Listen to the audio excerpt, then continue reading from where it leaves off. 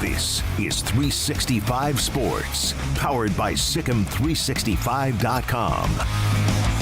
Daniels will jump pass. Touchdown, Kansas, Trevor Cardell. 365 Sports is presented by IdealMRI.com. High-quality MRIs for $497 or less. IdealMRI.com. Your health is important, so is your budget. Race over 100 yards with a chance for an exclamation point. Touchdown, Baylor! 365 Sports is also brought to you by Texas Farm Bureau Insurance, protecting Texans since 1952. This could be 4-down territory again. There's the look in. It's Johnston. First down at the 10. Nice run there or draw, either one. Johnston in motion. Play fake. There it is. The tight end, Wiley. Wow. Good job, Jim. Have you subscribed to our YouTube channel? Search 365 Sports on YouTube. Brought to you by TFNB, your bank for life. Throws it down the field. On target, Kane Warner. 38-yard score. Now here's Paul Catalina and Craig Smoak. Welcome in. Today is Smokey's Academic All-Stars, and I would use the term, Craig, headlong. He throws himself into this day every year. So it would not be good. And we might get him on when Rob Bolton is on later on to do the picks for the PGA. But bottom line is we're not going to have 100% of his focus today. Not that we ever do anyway, but we're not going to have it today. So he's off. Getting ready for the Academic All-Star is going to be a great event tonight. But so he is not here today. But we have a lot to get to. And starting off, Craig, we talked a lot about the ACC. A lot's been made about the ACC. The chat room, I'm sure, wants to talk about the ACC and what they believe it is its inevitable demise. But we had Ross Dellinger and Brandon Marcel on the show yesterday, shortly after we returned home last night. This was the tweet from Ross Dellinger, SportsIllustrated.com. The ACC officials have acknowledged that the Magnificent Seven schools met, but they're unlikely to continue meeting. And now we're kind of moving on where Jim Phillips has addressed this and said, yes, everybody comes and checks the grant of rights. Yes, it's happening. Everybody needs to be aware of conference realignment. But for right now, the ACC is not breaking up. And this should be a surprise to no one, because if you look at the last few times that this has happened, when you look at Nebraska and Colorado, we're at the end of a media deal. A&M and Missouri at the end of a media deal. Texas and Oklahoma towards the end of a media deal. USC and UCLA at the end, they're leaving and the media deal is over. They will owe nothing other than UCLA's whatever the Cal, the board of regents decided. The ACC is nowhere near their media deal. There will be 3 presidential elections by the time that they get their media deal again. So they're not breaking up yet. Yeah, I don't think that that was really fully on the table, and as much as it was fun to talk about there for about 24 to 48 hours, and I think those conversations will continue online. I think people will still explore different avenues that potentially something could happen sooner rather than later, but there were just a couple of major questions entering yesterday, and then by the time yesterday ended, it was all pretty much answered, and everybody had made their amends or come to an agreement that this revenue sharing option is one that they will explore, and one that they'll explore because, quite frankly, it sounds like the ones that were kind of, rattling the sabers and threatening things that didn't have a great landing spot just yet, even if they are desirable one day to, the SEC and the Big Ten. And, we got to see, how some other things work out as well, because who knows what kind of agreements are made over the next few months. I mean, what if you're George Kliavkoff and you're exploring still an ACC, crossover of some sort? I mean, there's any number of things that could be on the table. You look at the Big 12 and how they're trying to do anything and everything imaginable to try and find revenue streams, right? So I think that there's always the possibilities that things could still get a little bit of a shakeup for one reason or another. But, just on the surface of the way this thing escalated from 25 miles per hour to 100. That was just what was weird to me. It was okay, Florida State and Clemson had said what they said a few weeks ago. And then, yes, you had Florida State saying something again in this situation, and people making it known that, there's a revenue gap that is not going to be able to be closed entirely. But for some of us who feel like we're on par with those teams who are out front, we do feel like we need to be closer than we are, and how can we make that happen? That's understandable, but just the logistics of it, with the long grant of rights and the ESPN partnership and the want on the other side of the table. You can want to go somewhere, but if they don't want to let you in, it doesn't really matter, right? I mean, I could want to go to Japan, but if Japan says, we're not allowing you in the country, well, I can't go there. So, unless there was some invitations that were privately disclosed behind the scenes, I don't know where all 7 of those teams were going. Because when I saw 7, that's when I was like, okay, wait a second here. That's a lot of movement. But by the end of the day, basically, that all seemed like it had settled a bit. I think there's probably still plenty of smoldering that could catch, on fire a little bit more. But as far as any inferno raging in the near future, no, that seems like it's off the table for right now, and everybody left those meetings feeling a bit better than they did entering those meetings, which if you're an ACC fan, and in particular the non-Mag 7 schools, if you will, then you're feeling a lot better. But I think you also realize this thing's far from over, in terms of you've got some things to figure out as a conference to ensure that you don't have some more of these public issues occur, any further than they already have. Yeah, and that merit-based revenue system is going to get through because they're going to have to. I mean, otherwise, this is going to come up sooner rather than later. Now, look, 6 years from now, when the next round of TV deals gets done and they're within a decade of their television contract, I do think that they might shake things up even more, depending on, and that'd be a couple ways of the 12-team playoff to figure out, and if they feel that they're because Dan Radakovich from Clemson said, look, we're trying to close a gap that's not just money. What he means is also perception. He wants, the other leagues want to be perceived on par with the Big Ten and SEC, and it's probably easier to be perceived on par with the Big Ten because the Big Ten has 2 schools right now that are kind of running the show. The SEC, the reason it has is you've got half the conference has been able to say in the last 20 years or so, look what we've done. We've been in this game over and over again. So that's where their perception is going to be really ever tough to catch because they've got such a head start on everybody else. But I do want to take this opportunity to dispel some myths that I see coming up or things that people don't understand. One, yes, Notre Dame is part of the ACC for all other sports but football. They don't affect this decision to break up the conference in any way, shape, or form because they do their own thing no matter what. So if the ACC breaks up, it's not going to bother them that much because they can find another conference to put their sports in, and they can stay independent in football, which they will do until they're made not to. We keep saying that over and over and over again, Craig. They will do that until they are made by the rules not to. And the rules are not only getting easier for them to get in the playoff, but the guy who runs the athletic department there was part of the committee. Yeah, I don't think that, if it was they were a member, then they would have been the Magnificent Eight, right? I mean, exactly. It would have been more of that situation than the Mag 7, and no mention them. But yeah, they don't count as far as that goes. If they were a member, the ACC wouldn't have this revenue issue. Right? No, yeah, exactly. Yeah, exactly right. They wouldn't be worried about it. Yesterday it was very obvious what it was. It was calculated barking to get what you wanted. It was calculated throwing a tantrum. And probably not that extreme. Whatever less than a tantrum would be, a little outcry. It was that, and it was calculated. I have no doubts about that. I mean, look at how it just flooded the headlines and just boom, like that.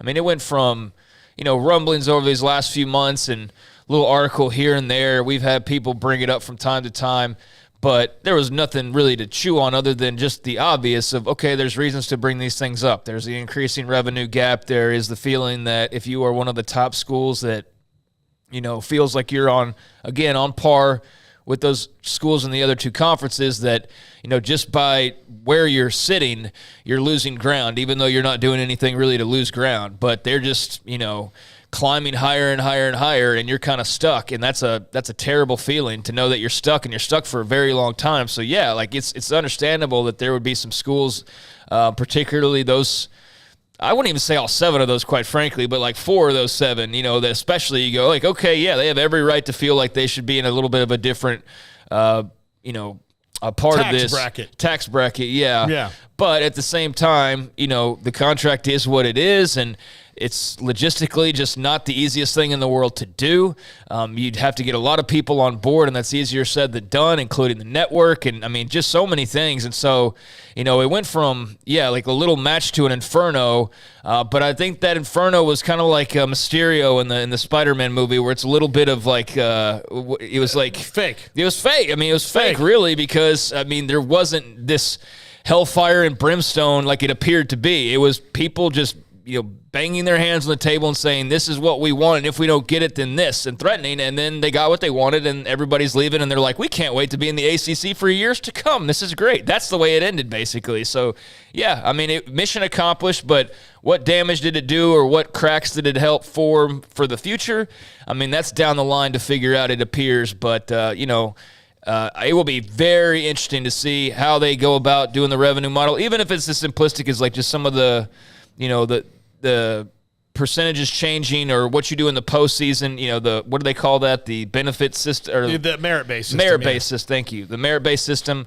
It'll be interesting to see how that works. And, for the schools who are still big and bad, but if they're not quite getting what they want out of that either, then what is their complaint and what do they do about it? But, yeah, I think, we're all settled in, it seems like, with that part of this thing, for the foreseeable future and for that long contract. But, I mean, again, 13 years is a long ways away, so who knows? I don't think we're done with the end of the ACC by any means, but as far as there being any imminent, like, it's all falling apart and they're going to leave, and I don't think that's, clearly in any way, shape, or form taking place. No, they are in the stage that the Big 12 was in, like, a few years before their first 4 left, like where there's infighting, there's different things, there's people getting tired of certain things, it's pushed in a certain direction. So we'll see where the ACC goes. 2, and I'm not just saying this because of my affiliation, but I see a lot of people saying the SEC has not said they want Florida State.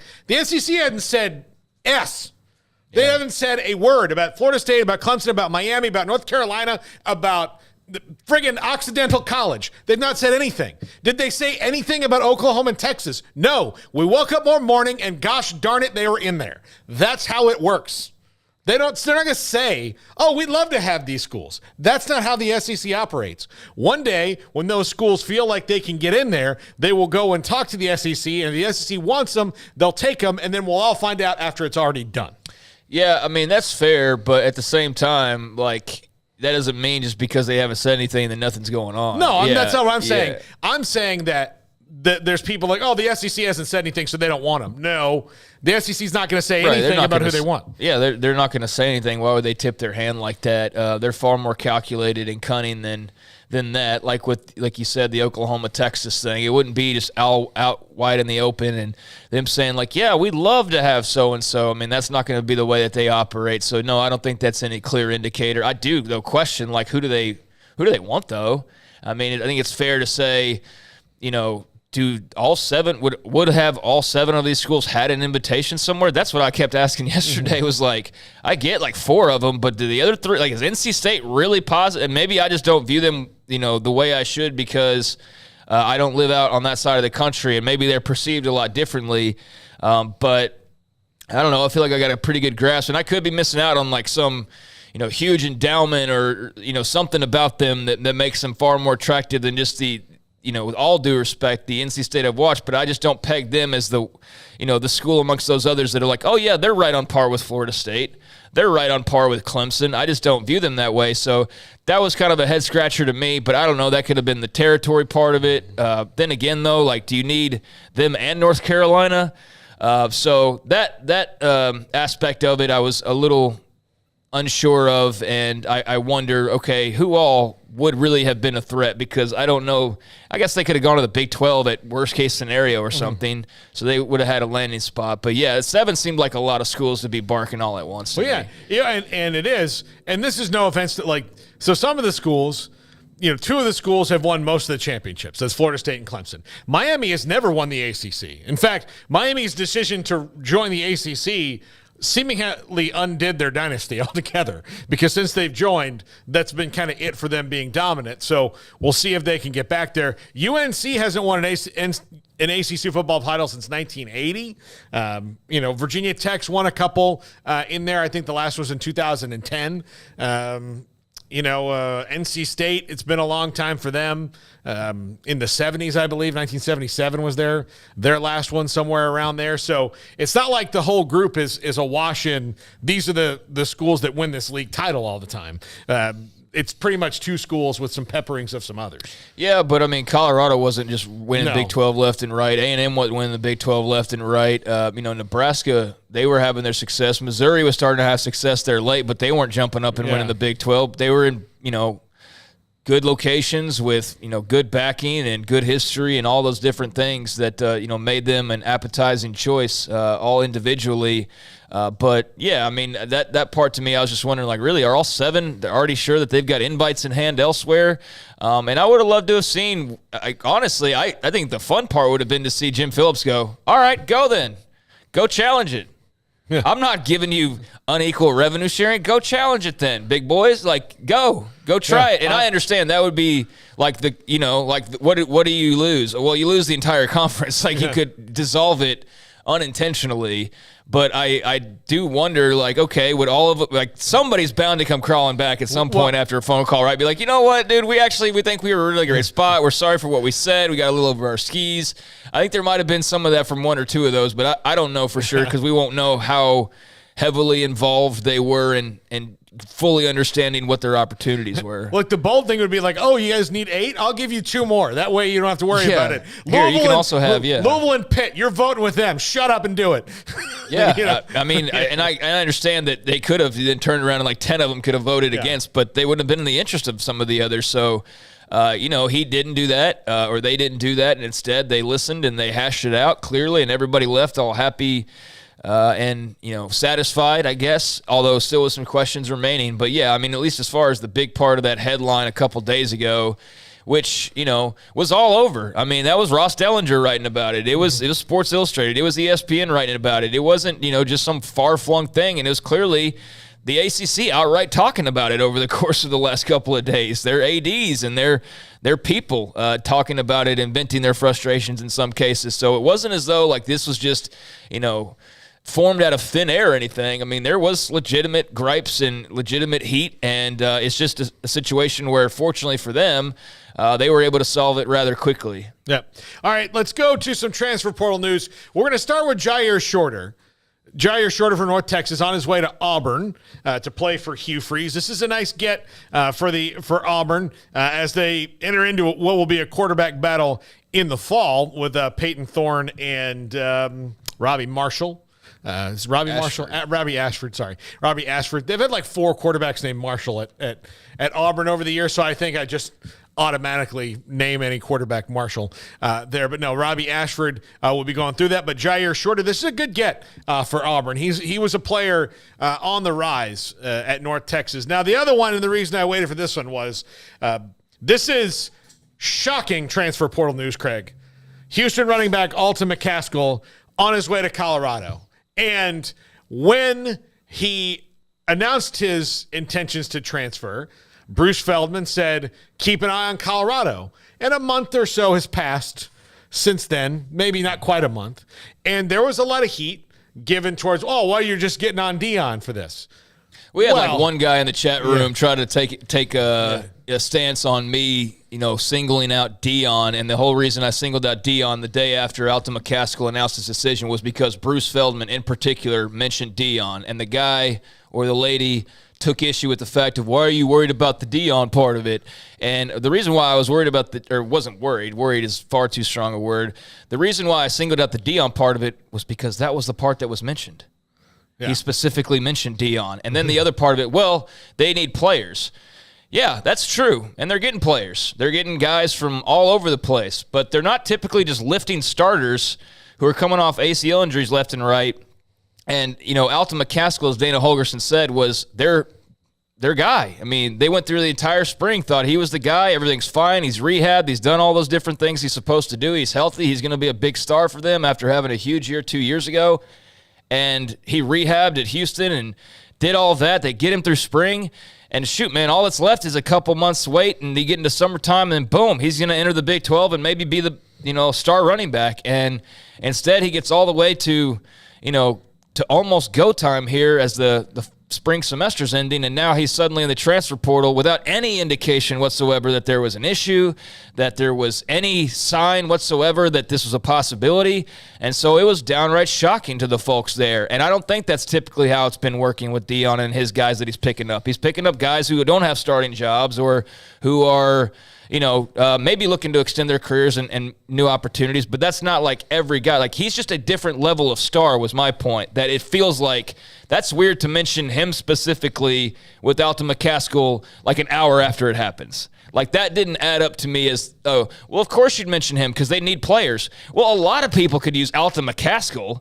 I mean, Florida also could use Alton McCaskill. Clearly they came after him. So anyways, we got bogged down in that for a second, but this was mentioned for a reason, so it's absolutely no surprise that a month later, after they let it kind of cool off a little bit, that Alton McCaskill is in fact going to go play for Deion in Colorado, just like Bruce Feldman hinted at. And I'm not saying he's like nefarious or, I'm not saying it's anything dirty.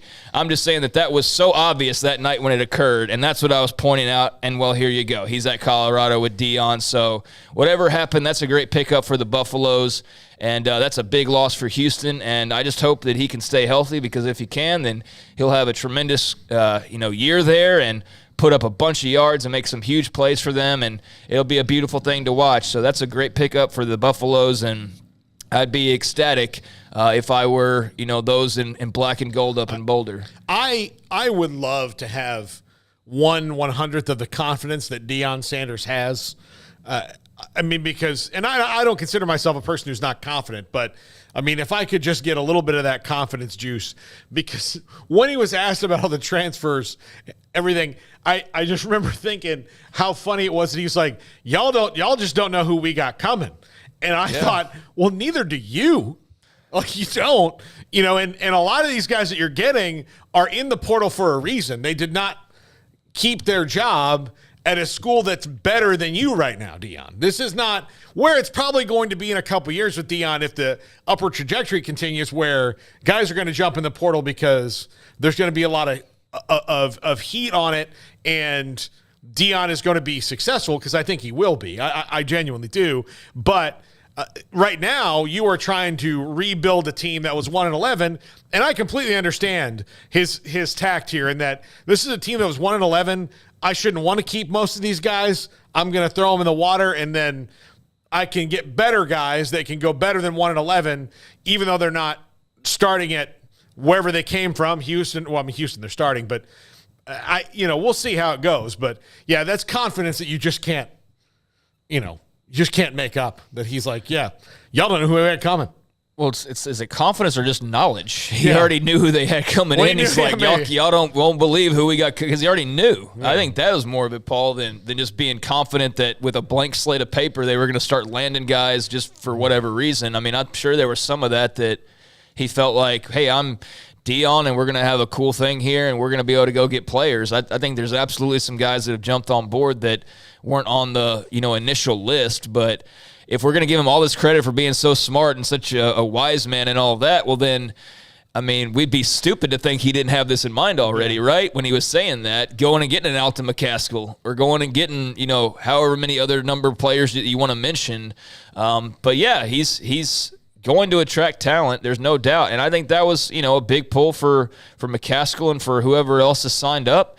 And, how that all works in year one, I think is what everybody's fascinated to see is how quickly can you, extreme makeover something, because that's absolutely what this is. They're tearing it down to the studs and, rebuilding it back with some real studs and, with a whole lot of new accommodations and new fancy things and, fancy talent and, a fancy head coach who is as confident as anybody out there and who certainly has the opportunity to really, be a jolt of just kind of an interesting change out west. But, that's a huge pickup for them. And I think that he was well aware that there would be some guys like that he'd have the opportunity to pick up. So he's doing what he can to fill up that roster, and it's been fascinating to see parts of it. But it's really good. I'm really looking forward to the season and just seeing what that team looks like and how they play, because they play TCU and Nebraska right out of the gates.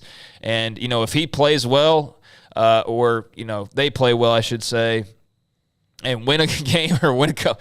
Like I'm not banking on it, but that would, you think there's headlines now. Just wait for that to happen. So the off season's fun, but the actual season's more fun to see what the actual results are, and that will be, a program obviously that gets a ton of attention, good, bad, or otherwise in year number one. But it will be fascinating to see how all that works. Yep. All right. Now, and I don't want to skip over Jair Shorter either. He had a great year and a great career at North Texas. He's from Killeen. So you got to see him play a few years ago in high school, and he's a really good player.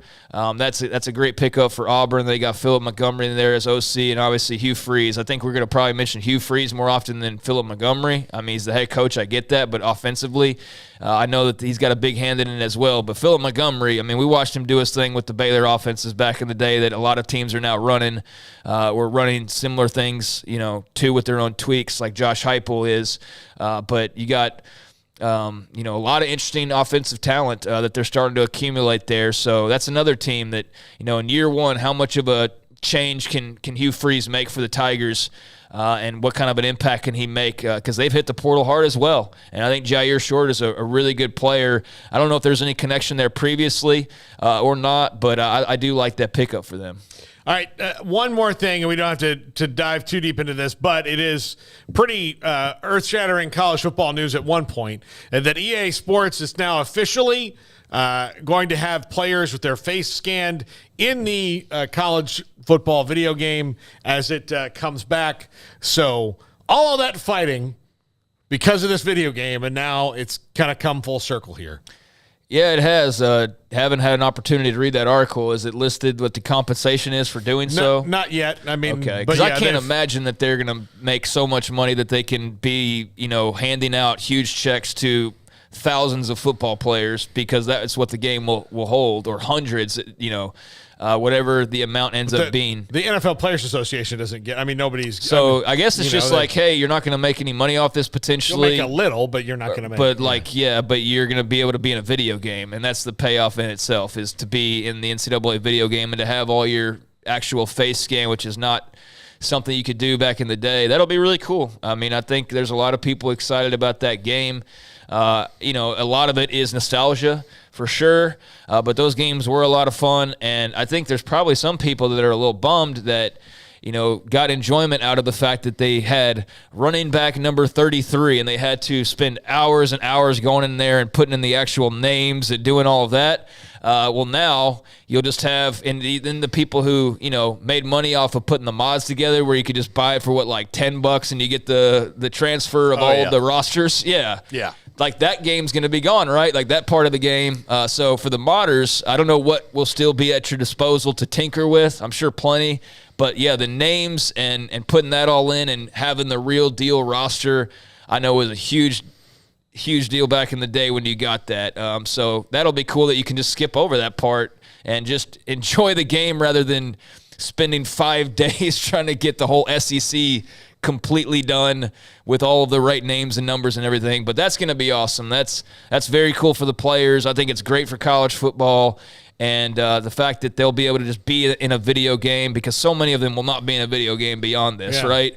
Only so few will be, in the Madden game further down the line. But that's going to be really cool. Yep. When we come back, Victor Wembanyama on his way to San Antonio. The Spurs won the draft lottery last night. Rob Thompson, San Antonio sports star, joins us next to talk about the reaction in the River City last night. This is 365 Sports. Texas Farm Bureau Insurance has protected fellow Texans with auto, home, health, and life insurance since 1952. With more than 260,000 square miles of land and 27 million people, that's a lot to cover. Whether you're wrangling cattle or wrangling kids, we're proud to protect Texans and all Texan ways of life. Stop by and see our agents at one of our 3 McLennan County locations. Coverage and discounts are subject to qualifications and policy terms and may vary by situation. Where is the best beef in Texas? Your house when you order from Texas Beef House. Samantha Duvall is in charge of marketing and also distribution. Memorial Day, right around the corner, 4th of July. What are some of the best opportunities for people if they want to order online and maybe get a bundle when they have those holidays in front of them? TexasBeefHouse.com. You can order. We've got plenty of family bundles. Probably our most bestseller is our sampler pack. That gives you a variety of our jalapeno and cheese patties, our regular patties, ground beef, our garlic link summer sausage. Right now, all of our family bundles are on sale. It's the best time to buy it. You can buy steaks individually. All of our steaks come 2 to a package. We ship Monday through Wednesday. So make sure you get your orders in early. That way you can get them almost the next day. The owner, Aaron Duvall, his daughter-in-law, Samantha Duvall, head of marketing and distribution, unleash the flavor of Texas raised Wagyu. From our pasture to your plate, TexasBeefHouse.com. At Ideal MRI, we feel blessed to be part of the Waco community. We're a small family business here in Central Texas. At times like this, the cost of healthcare has never been more important. And unfortunately, significant illnesses and injuries still occur. And that's why Ideal MRI is open and here to serve you through this difficult time. So if you need an MRI, ask your doctor about Ideal MRI. You can schedule online in minutes at idealmri.com or call 833-IDEAL-MRI.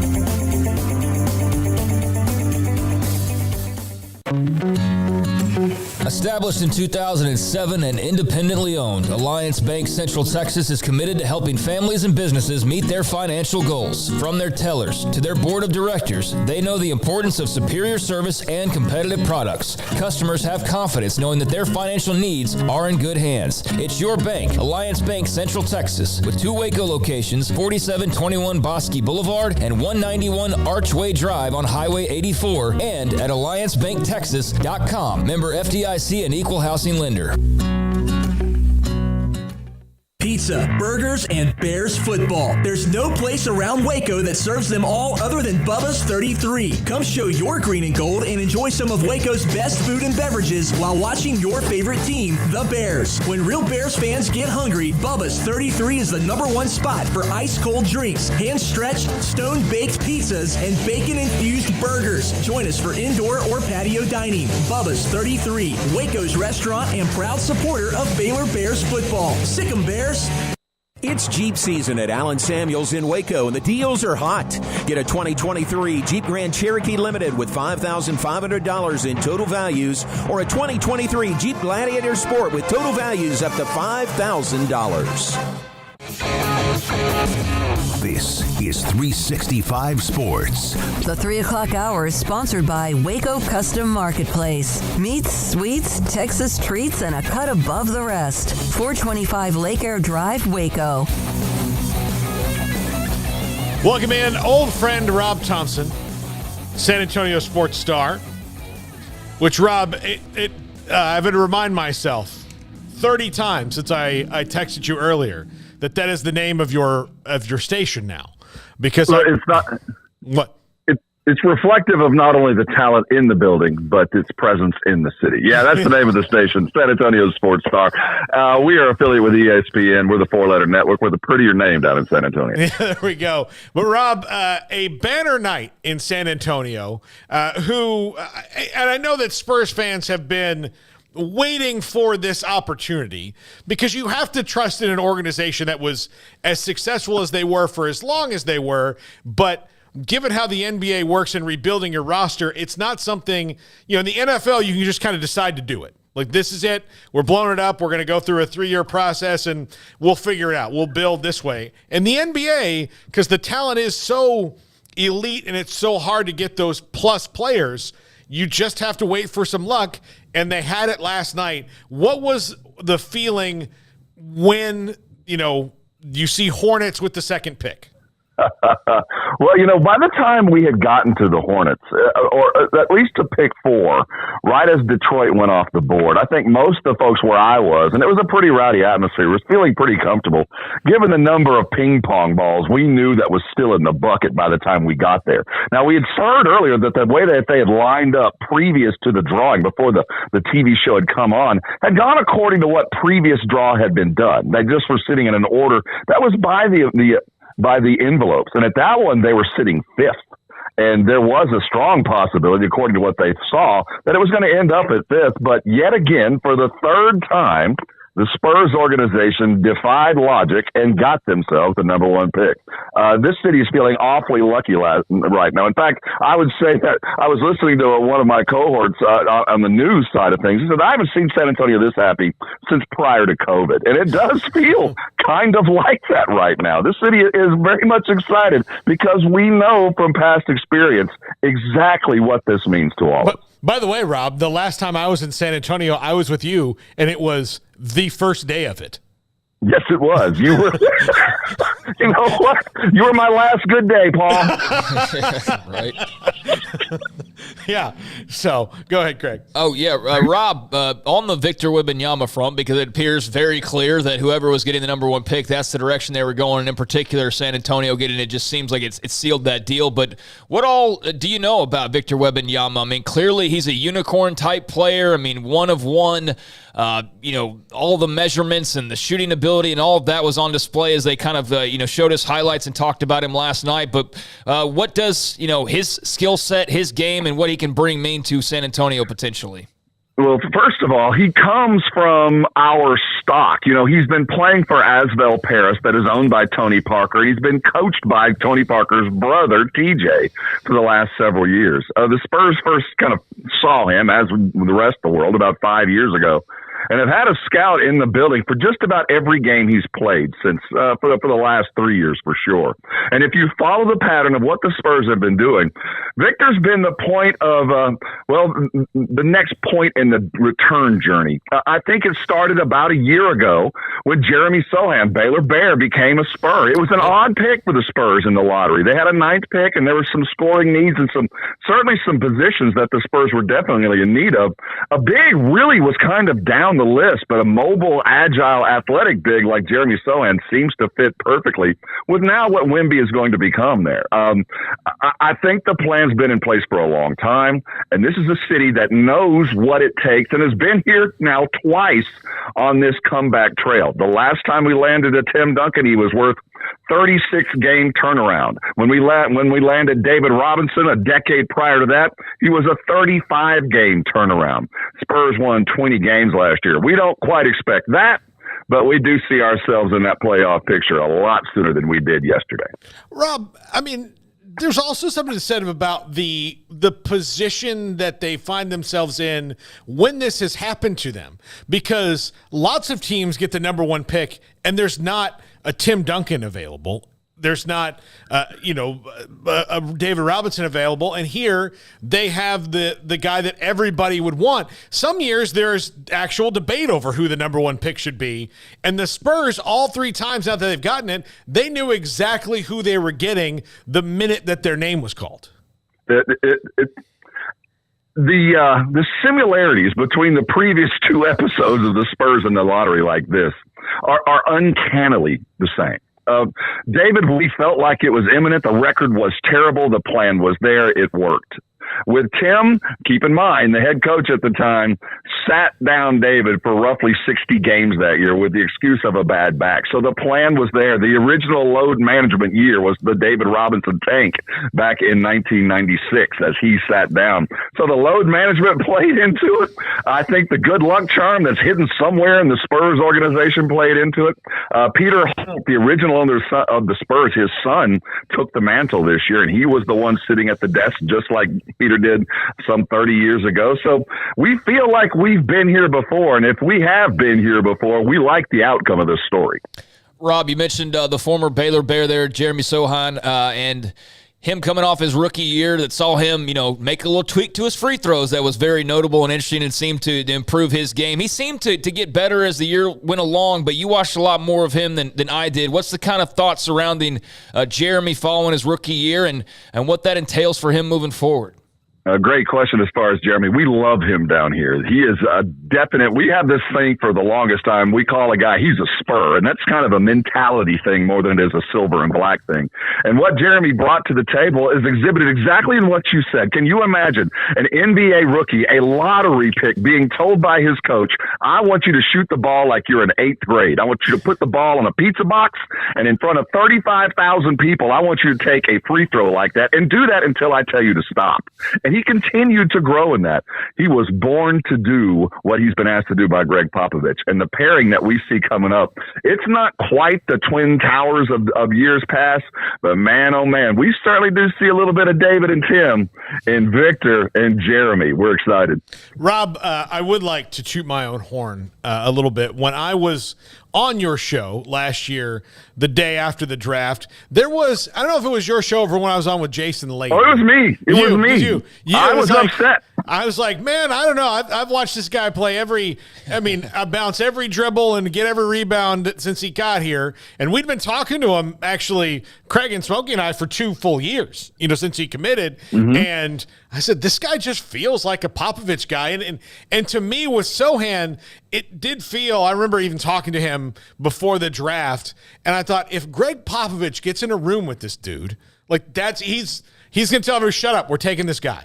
Like, it's not even going to be, they're not going to discussion. Every scout, no, this is my guy, because he just, like you said, he's a Spur. He has that mentality, and he was the spuriest guy in that draft, and it proved out. Pop has had a penchant. He certainly appreciates the European basketball player's mentality and all that goes. So when you hear what Jeremy Sohan has done, and we obviously know his history overseas, the Polish national team, the Belgian parents, everything that he did, and then you look at what Victor Wembanyama represents. His mother was a professional basketball player in France. His father was a long jumper, an Olympic quality long jumper. He was raised to play a sport, basketball being primary, on videotapes of the early 80s of Pete Maravich and Isaiah Thomas. So we've got this 7'1", 12-year-old dribbling the ball with a bunch of other guards and really being humiliated, as he tells the story, of just not being what he wanted to be because he was too big. And he kept working at it. And the legendary stories of him practicing and stopping practice and talking to and asking his coaches, why are we doing this and why do you want me to do this? Because he's a student of the game. It feels like not only is the body type and, as the modern NBA center there, but between the ears, that thing we can't grade seems to be right in place, as you just said it with Jeremy and all the other formers. He's a Spur. Now, the rest of the roster, Devin Vassell, Devontae Graham really was a nice pickup for them and like a nice veteran presence that can kind of help them through. They need more help at guard, right? Would you say that's where the next move for them will be?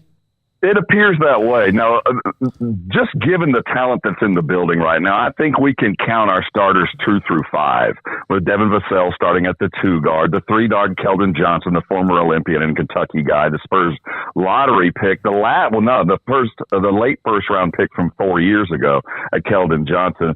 And then you assume Wemby will play a 3-4, kind of like Jeremy Sohan. They'll be on the other side. There's your 4. what's missing is a point guard. So I do think that's going to be in the offing. And as we get ready for this offseason and the new CBA deal, I think the Spurs are probably going to be looking for a mature, older point guard to help work with these younger guys. So I do expect the Spurs to be rather active in the trade market. As we sit right now, the Spurs have 11 players under the age of 23 on the roster. And look, I don't. It's hard to get back in it, but the Western Conference is as fluid as it's been in a long time for them as well to kind of make a move in year one, right? You see where the landscape is, and I think while it's not over, we can see the end of the Golden State run. LeBron, he's ending his run, and as soon as his boy gets through his year of college, he's going to follow him to wherever he lands. So I think the Lakers are, while they're still going to be okay, they're going to dip. Denver seems to be at their apex. I think the Spurs are getting the guys they need to start to make this run as the rest of the West starts to decline a bit and try to find their way. I think they're in a really good opportunity over the next 3 years to make some hay, probably a little bit quicker than they could have if the teams were as strong as they've been the last 2 years. Rob, thanks for hopping on. Always great to talk to you, buddy. Need to see you more often than just when we're at Super Bowls. True. We need to come down 35. Let's get me a gut pack and let's hang out and talk to the Baylor Bears. Sounds great, Rob. Rob Thompson, San Antonio sports star, good friend of ours, long time. We have, through the years, Craig, we've got to be good friends with Rob and Jason, the guys at the San Antonio station, because wherever we used to be, we had like a 7-event stretch where they were just next to us. Their table was here, our table was there. That's how it was. Yeah, I don't know if that was a geography thing or what that was. But yeah, I mean, I wasn't at many events there towards the end, probably. Didn't bump into him as much as you guys did, but saw him quite often and think I met him maybe once or twice. I'm not really sure. But they do a good job, and I know that city is celebrating, over last night's lottery ball, and rightfully so. I mean, that's a game-changing night potentially for them. All indications are that it will be, and I was happy for Jeremy Sohan. That's a big deal for him to be, playing with a player of that caliber, and he's going to be a big part of what they do as well. So, yeah, good for them. Hate it for Detroit. Detroit was, sitting there with pretty good odds and ends up with the 5th overall pick, which it's amazing you get a top 5 pick and be disappointed with that, but they were so bad that you just thought that mercy would allow them to have a 1 or 2, but instead they end up at 5. So that was brutal for Pistons fans. And I'm sure there were other, gripes as well, for various fan bases of where they fell. As a Mavericks fan, I mean, they got to hold on to their pick. So that was good to see. I know full well they'll probably not even use it. They'll probably shop it in some form or fashion because that's what Cuban typically does, but we'll see. So, I saw Keontae George mocked it like just outside the top 15 in a couple of the ones that I saw. And I'm excited to see where he eventually lands. I don't even know the one I saw him at 13 was the highest I saw. He's like top 15-ish, so he's right there in that vicinity, and that's probably where he'll stay.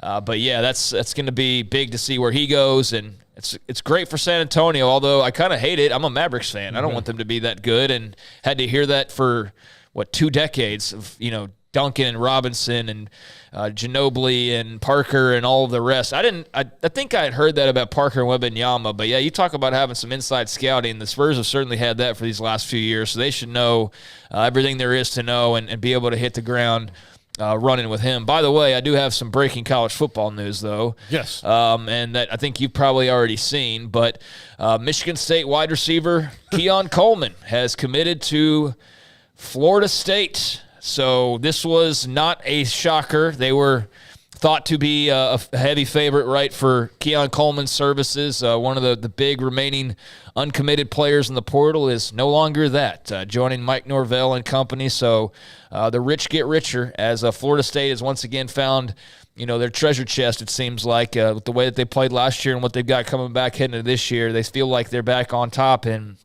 that's the kind of move that'll help you stay on top is getting players of that caliber. So I'd say Deion in Colorado have been the most active, which is understandable because of the architecture of what he was trying to do. They ensured that with the amount of players leaving, whether told to or otherwise.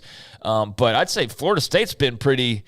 I don't know. I haven't looked at the transfer rankings in a while, but I would imagine that they've got to be pretty high up there. Since the end of the year, they've done really well and getting especially depth along the offensive line. Actually, one of the players I think Deion wanted to keep, Casey Roddick, one of their offensive linemen, that was one of their first big gets. But they've gotten almost everybody they wanted except for Jaden Key, who went to Alabama last week, who's a Tallahassee native. I think they thought they might have had a good shot at him, but Florida State's wide receiver core this year will boast 3 guys over 6'4", and then getting Winston Wright back, who was in a really bad car accident before last year, the West Virginia transfer, to go along with the 2 tight ends that they got, and Jaheim Bell from South Carolina and Kyle Morlock, who he was at a smaller school, but he's like 6'7". They're going to have matchup problems for defenses.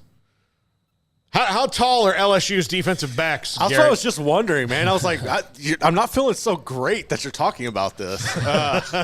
Because Johnny Wilson's already going to give him hell. He's 6'7". Jeez, dude. Yeah, I don't know, man. Yeah, so, look, Florida State's going to try to roll out and score 40 points a game. I mean, everybody does. But with the offense that they have, their goal should be 40 points a game. They have no excuse with the talent and the money that their NIL is spending to not be in that realm. Yeah, so they're top 10 on both sites. Sorry, rivals, but they're top 10 on 247 and on 3. I think that they're 9 on 247, I think, and they're 8 on 247 and they're 10 on 3. I'm not sure about rivals, but man, we talk a lot about Colorado because of, they got 40 plus. That's ridiculous. I guess that's just an absurd amount of players. But again, it's orchestrated. But I don't think we talk nearly enough about Kenny Dillingham. They got 29 guys. Yeah.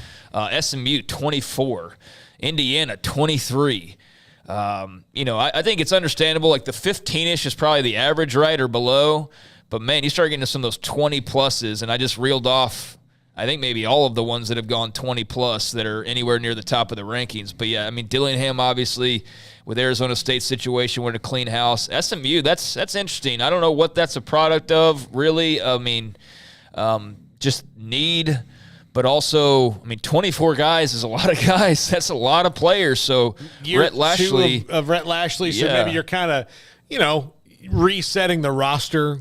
Yeah, could be. I didn't realize they were up that high at this point. But yeah, Louisville, coaching change. Of course, they're turning over a lot. But yeah, Indiana 23. So there's plenty there's a handful that are in that second tier that probably deserve a lot of talk as well, along the lines of just the massive amount of turnover. But hey, big get for Florida State, who will only get a little bump higher in those transfer portal rankings for whatever those end up being worth. That's the big thing. It's fun right now. It's a big get on paper, but we'll eventually see how it plays out on the field, and that's what we're all looking forward to. Yeah, and I'm cautiously excited. I'll use that term about what's going on in Tallahassee right now. By the way, welcome to Rooftop Innovations. Here you can see their logo behind me, one of our newest sponsors. They're the sponsor of Sports Tonight. Wanted to call attention to that before we hit the break. When we come back, David Hale, who covers college football, really does a great job mostly on the ACC, but put together a list of quarterback tiers yesterday in a column on ESPN.com. There was a note in that column about Jimbo Fisher's quarterbacks post Jameis Winston, and I really want to get Craig's eyeballs on this and his thoughts on this. This is, for a guy who built his reputation on quarterbacks, it is staggering how badly it has not worked out for him. That's coming up next. 365 Sports. The future's bright. The time is now. College is what you make it. It's a late-night pizza run and all-nighters coding a new project. It's having big dreams and making them a reality. It's a professor who knows your name and your story. It's preparation for your future, your calling, your life. And at Baylor, it's even more. Baylor, where lights shine bright. One size fits all. That may be all right for an adjustable belt or cheap sunglasses, but when it comes to your financial needs, no one wants a one-size-fits-all strategy. Ben Erlinson, your Edward Jones financial advisor, knows that his most important goals are yours. That's why he takes the time to understand your needs, knowing you. That's how Edward Jones makes sense of investing. Ben Erlinson, 100 North 6th Street in Waco, 254-759-8533. Edward Jones, member SIPC. There are 26 letters in the alphabet, over 600,000 words in the dictionary, and just 3 of them said together can change everything. Let's order pizza. Those 3 words lead to dough made from scratch and 3 fresh signature cheeses that blanket golden crust in a heavenly melt on Marco's Pizza that'll blow your mind. So visit marcos.com to order and stop by Marco's Pizza in Belmead, China Spring, Woodway, and in Robinson. Marco's. Pizza lovers get it.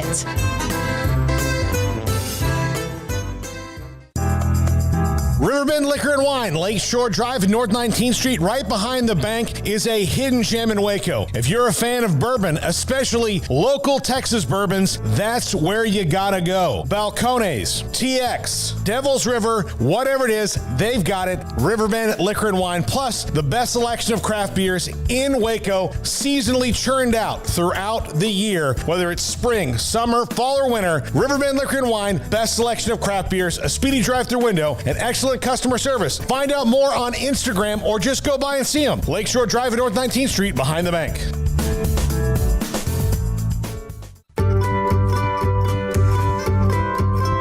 You want to know why Stonewood Dental is so successful? Listen to what happy customers have to say. It's pleasant. It's different than any other dentist office. I really feel like they care. And it's not that you're here for 2 hours waiting on someone to take care of you. It's quick and easy, and I bring my kids, and my kids love being here too. They really love the treasure box. Staff is really nice and accommodating, real friendly. You feel more like home. It's not sterile looking. Everybody has their own personalized rooms with decorations and decor, and they'll even have a blanket for you when it's cold. I've recommended people to actually come here, and they are patients now. I really love it here. It feels like family. Learn more, stonewood-dental.com. With so many companies and policies out there, it gets so confusing shopping for insurance, and I never know if I'm getting the policy that's right for me. Luckily, I met the team at the Niche Group Insurance Agency. With the Niche Group, you can go to one company and get access to coverage options from many insurance carriers, and you get to speak to a real person about your specific coverage needs. With the Niche Group, I know I'm getting the right coverage at the right price. If you need insurance, talk to the experts at the Niche Group at 1-800-258-8302. This is 365 Sports. Text us at 254-339-1122. The text line is sponsored by Riverbend Liquor and Wine, with the most extensive variety of craft beer in Waco. A hidden gem on Lakeshore Drive and 19th Street.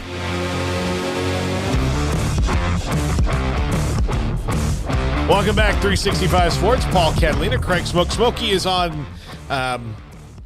he's on All-Stars leave today. Academic All-Stars banquet is tonight over at McLean Stadium, the presidential suite. So we honor 20 student-athletes from around the area tonight in a scholarship program. Smokey's been doing it for a very long time across 2 different cities. So it's a big night, and so he throws all his attention to that. And we'll see if he's available to do the picks. If not, then I guess it's got to be Garrett. It was gonna see. I don't know, man. It was gonna be Levi, but Levi adopted a dog today, or fostered a dog.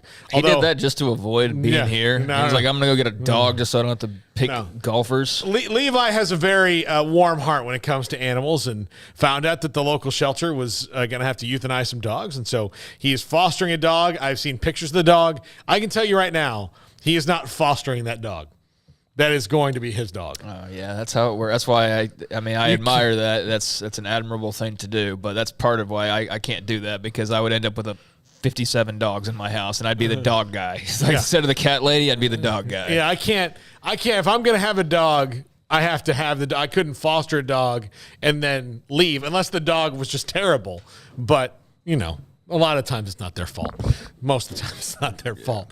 Anyway, I teased before the break that Jimbo Fisher, his reputation was built as the quarterback king.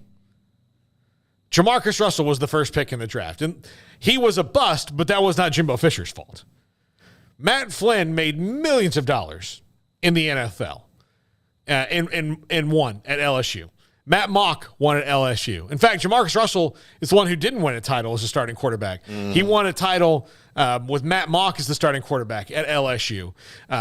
Christian Ponder, first-round pick. E.J. Manuel, first-round pick.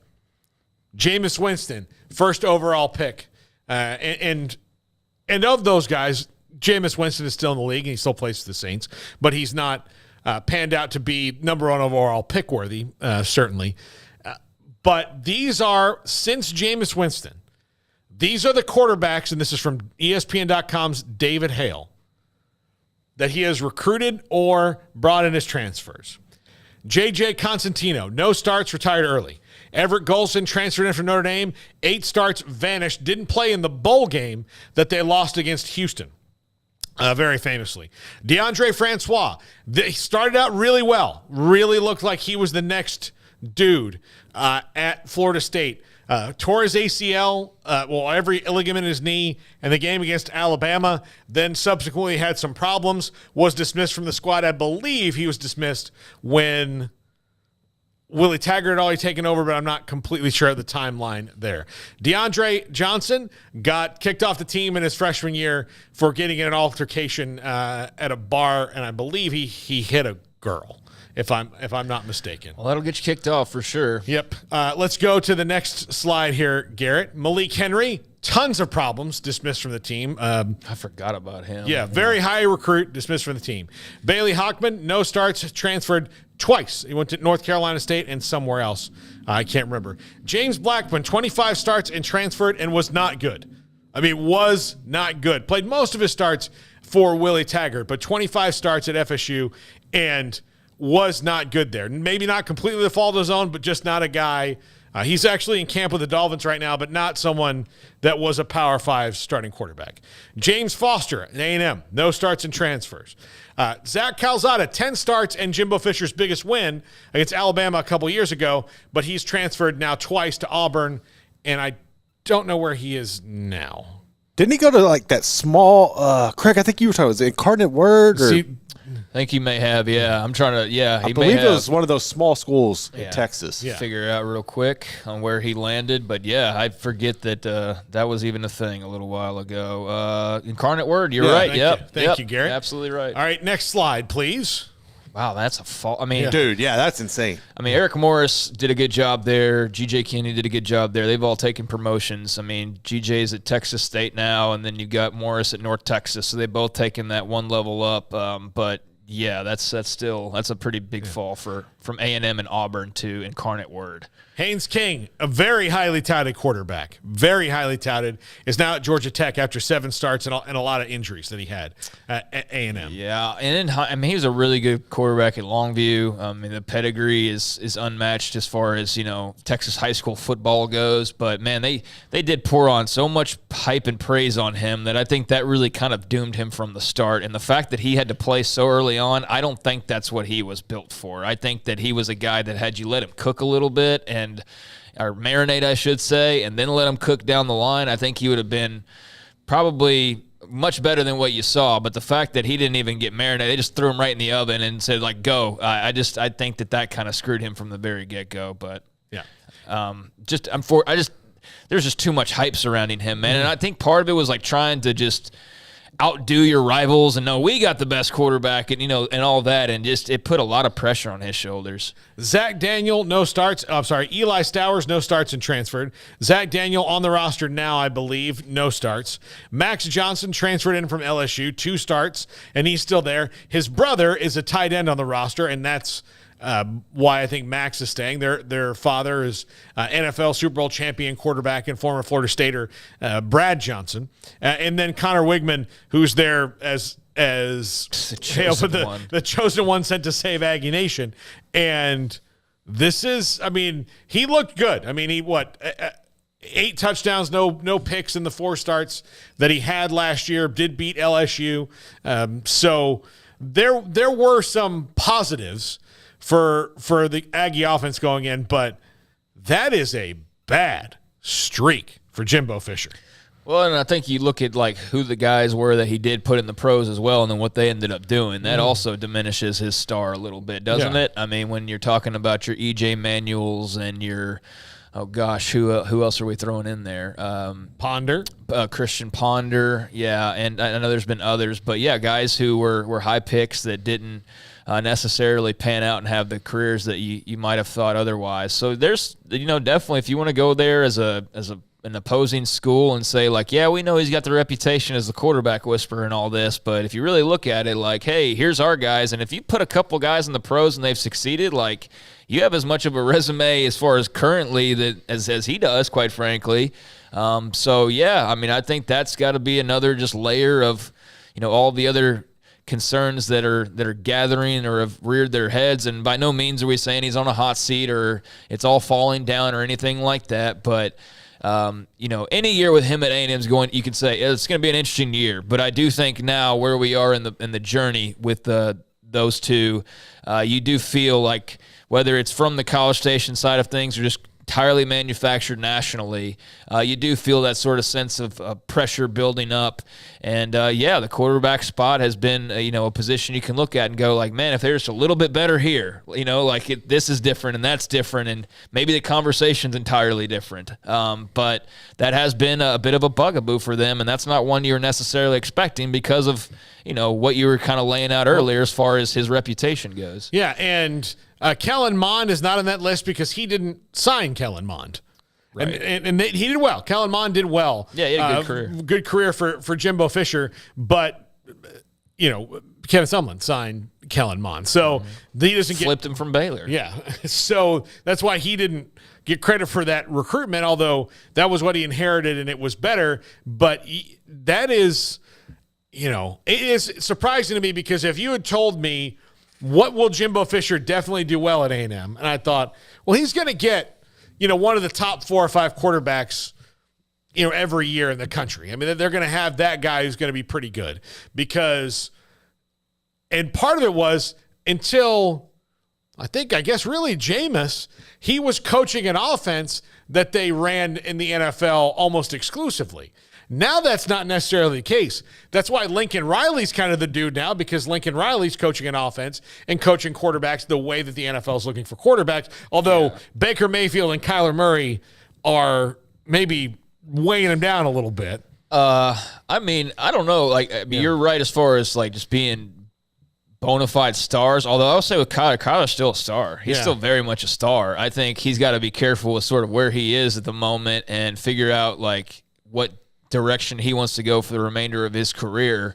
But I still think there's star power, even though you're starting to see some of the holes in the armor. And yeah, Baker's been very up and down. I mean, no doubt. But I mean, think about the fact that Lincoln Riley got him to being a number 1 overall pick in the Baker Mayfield from Texas Tech, walk on from Lake Travis, number 1 overall NFL draft pick.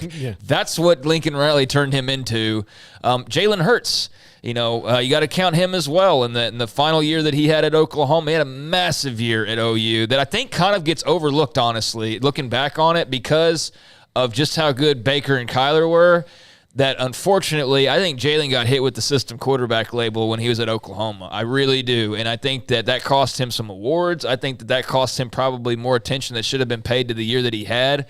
And I know there was attention paid to it, but I do think that part of it kind of does get glossed over because, the 2 guys prior to that did that too, so it must be the offense. It's plug and play, right? But, I mean, Riley's got bona fide stars coming up the pipeline because even if their stars are fading, like Baker's has, just with time or bouncing around, or like Kyler's has because of attitude or lack of success or whatever, you still got Caleb Williams coming down the pipeline, and you got Malachi Nelson right behind that, and God knows how many others that'll be all suiting up for him at USC as well at some point. So I do think, to your point, that, yeah, he's definitely taken that title from Jimbo Fisher. If there's a quarterback whisperer in college football right now, it is absolutely Lincoln Riley, and the NFL is proof positive of that, because there's no like, oh, that style doesn't – no, that's the style that everybody's trying to glom onto, not just, and I know it's not exact, like high-flying offenses aren't all the same. What he does is not exactly what, guys do across the country at Tennessee or wherever else. Arkansas with Kendall Braz, that's not all the same thing. But as far as just high-flying and putting up points, I mean, nobody's more proven right now with bona fide stars at that position as Lincoln Riley is. So I'm very interested to see where he takes that over time. Like, what are we looking back on in 10 years with him in LA? And like, who all has he produced? Like, is it 5 number 1 overall draft picks? He's about to have 3. He's about to have his 3rd coming up here next year, unless just there's somebody that we're not thinking of that's like a desperate need, like a defensive lineman or, somebody like that. But I think all indications are Caleb Williams will be the number 1 overall pick. So that'll be 3 that he's – right. Yeah, Kyler, Baker, and Caleb, yeah. Yeah, look, it depends on who has the first overall pick. But sure. say the Texans don't have a good year. It's very rare that's not a team that needs a quarterback. Yeah, exactly. Yeah. So – and it's somebody who, like the Texans who took C.J. Stroud, or the Panthers aren't good this year in Bryce Young's first season. They're not going to, more than likely, unless Bryce Young was just terrible, which I don't think is the case, they're not going to go ahead and take Caleb Williams. But what they would do is they would sit there and go, okay, who wants Caleb Williams? Because I do know there's a team in Tampa that will absolutely is going to, wherever they are, they're going to go up and get Caleb Williams, or they're going to go up and get Drake May if they're not sitting in that spot where they could get them, Yeah. So. Yeah, no, I think he's about to be able to hang, another cool banner up in the USC facilities, or his first as head coach, as far as, that top overall pick. And he would be the modern-day quarterback whisperer. There's a lot of other great offensive minds, like I mentioned, Josh Heupel, and there's plenty of others. I mean, but Lincoln Riley, he's got the goods right now, especially at producing high-level quarterbacks. Where would y'all put Dabo in that mix, especially with Garrett Riley now? He's up there. I mean, he really is, because I think the difference is that he's not as hands-on as Riley as far as that development part of it goes, but because Fisher is too, right? Yeah. He's helps mold the guys. But Dabo, as far as like selection and I mean, he absolutely deserved to be mentioned. And I know, not everybody loves hearing Deshaun Watson's name or things like that, but I mean, you can't help but look at Clemson's history and go like, he gets credit for all of that. Now, if what Deshaun Watson did was in any way Dabo Swinney's fault, I'd love to find the logic train on that. No. I'm saying just in general, like naming people off, like people probably like you probably encounter somebody who just like skips over, honestly. But no, he's still. He's a fantastic football player. No, absolutely, he's fantastic at what he does, and actually Dabo, I wouldn't even have given him this until Deshaun Watson. Of course, that was what turned the corner for him. He was so reticent to put Deshaun Watson in when he was a true freshman, because that's just not what you did. But then once he did, Clemson took off in a way and hasn't really looked back all that much over the last few years. So, and then they go pretty much right from Deshaun to Trevor Lawrence, who that's looked like it's worked out really. I think that's going to be okay, Paul. I think that's going to be okay, quite frankly. You get a coach who knows what he's doing in there, and all of a sudden your next Peyton Manning at quarterback starts to kind of look like that in Trevor Lawrence, and they've got. DJU going off to Oregon State is going to be interesting, but I mean they've got. Not just Kate Klubnik, but there's other guys in the wings. So, I think he's getting there. I mean, again, it's going to take a lot to knock him off the top. But, there's certainly going to be that. And there's not guys who you can say that. Ryan Day's got to be up there maybe right now, too. Yeah, no, for sure. Yeah, because, Ryan Day has to be up there. Justin Fields, C.J. Stroud now. I'm probably leaving somebody out. Yeah, I'm trying to look up Dabo, like all the guys he's had since what it'd be 08, right? Taj Boyd was there. I was going to say Who's a good player. He's a good player. At the college level, exceptional, and not quite at the NFL level, but that's kind of how it works. But yeah, he'd have to be the first guy that you mentioned. That was kind of deep into the tenure, but he was. And then, Deshaun and Trevor. So there's really only like 3 guys. But then you'd expect Klubnik would be the next kind of guy up if it works out that way. But, yeah, I think he deserves some mention just because 2 of those have been hugely impactful. I'd say Riley 1, and then, Clemson and their development. I don't know where Jimbo would fall in that. You mentioned Ryan Day. I think he's got to be up there.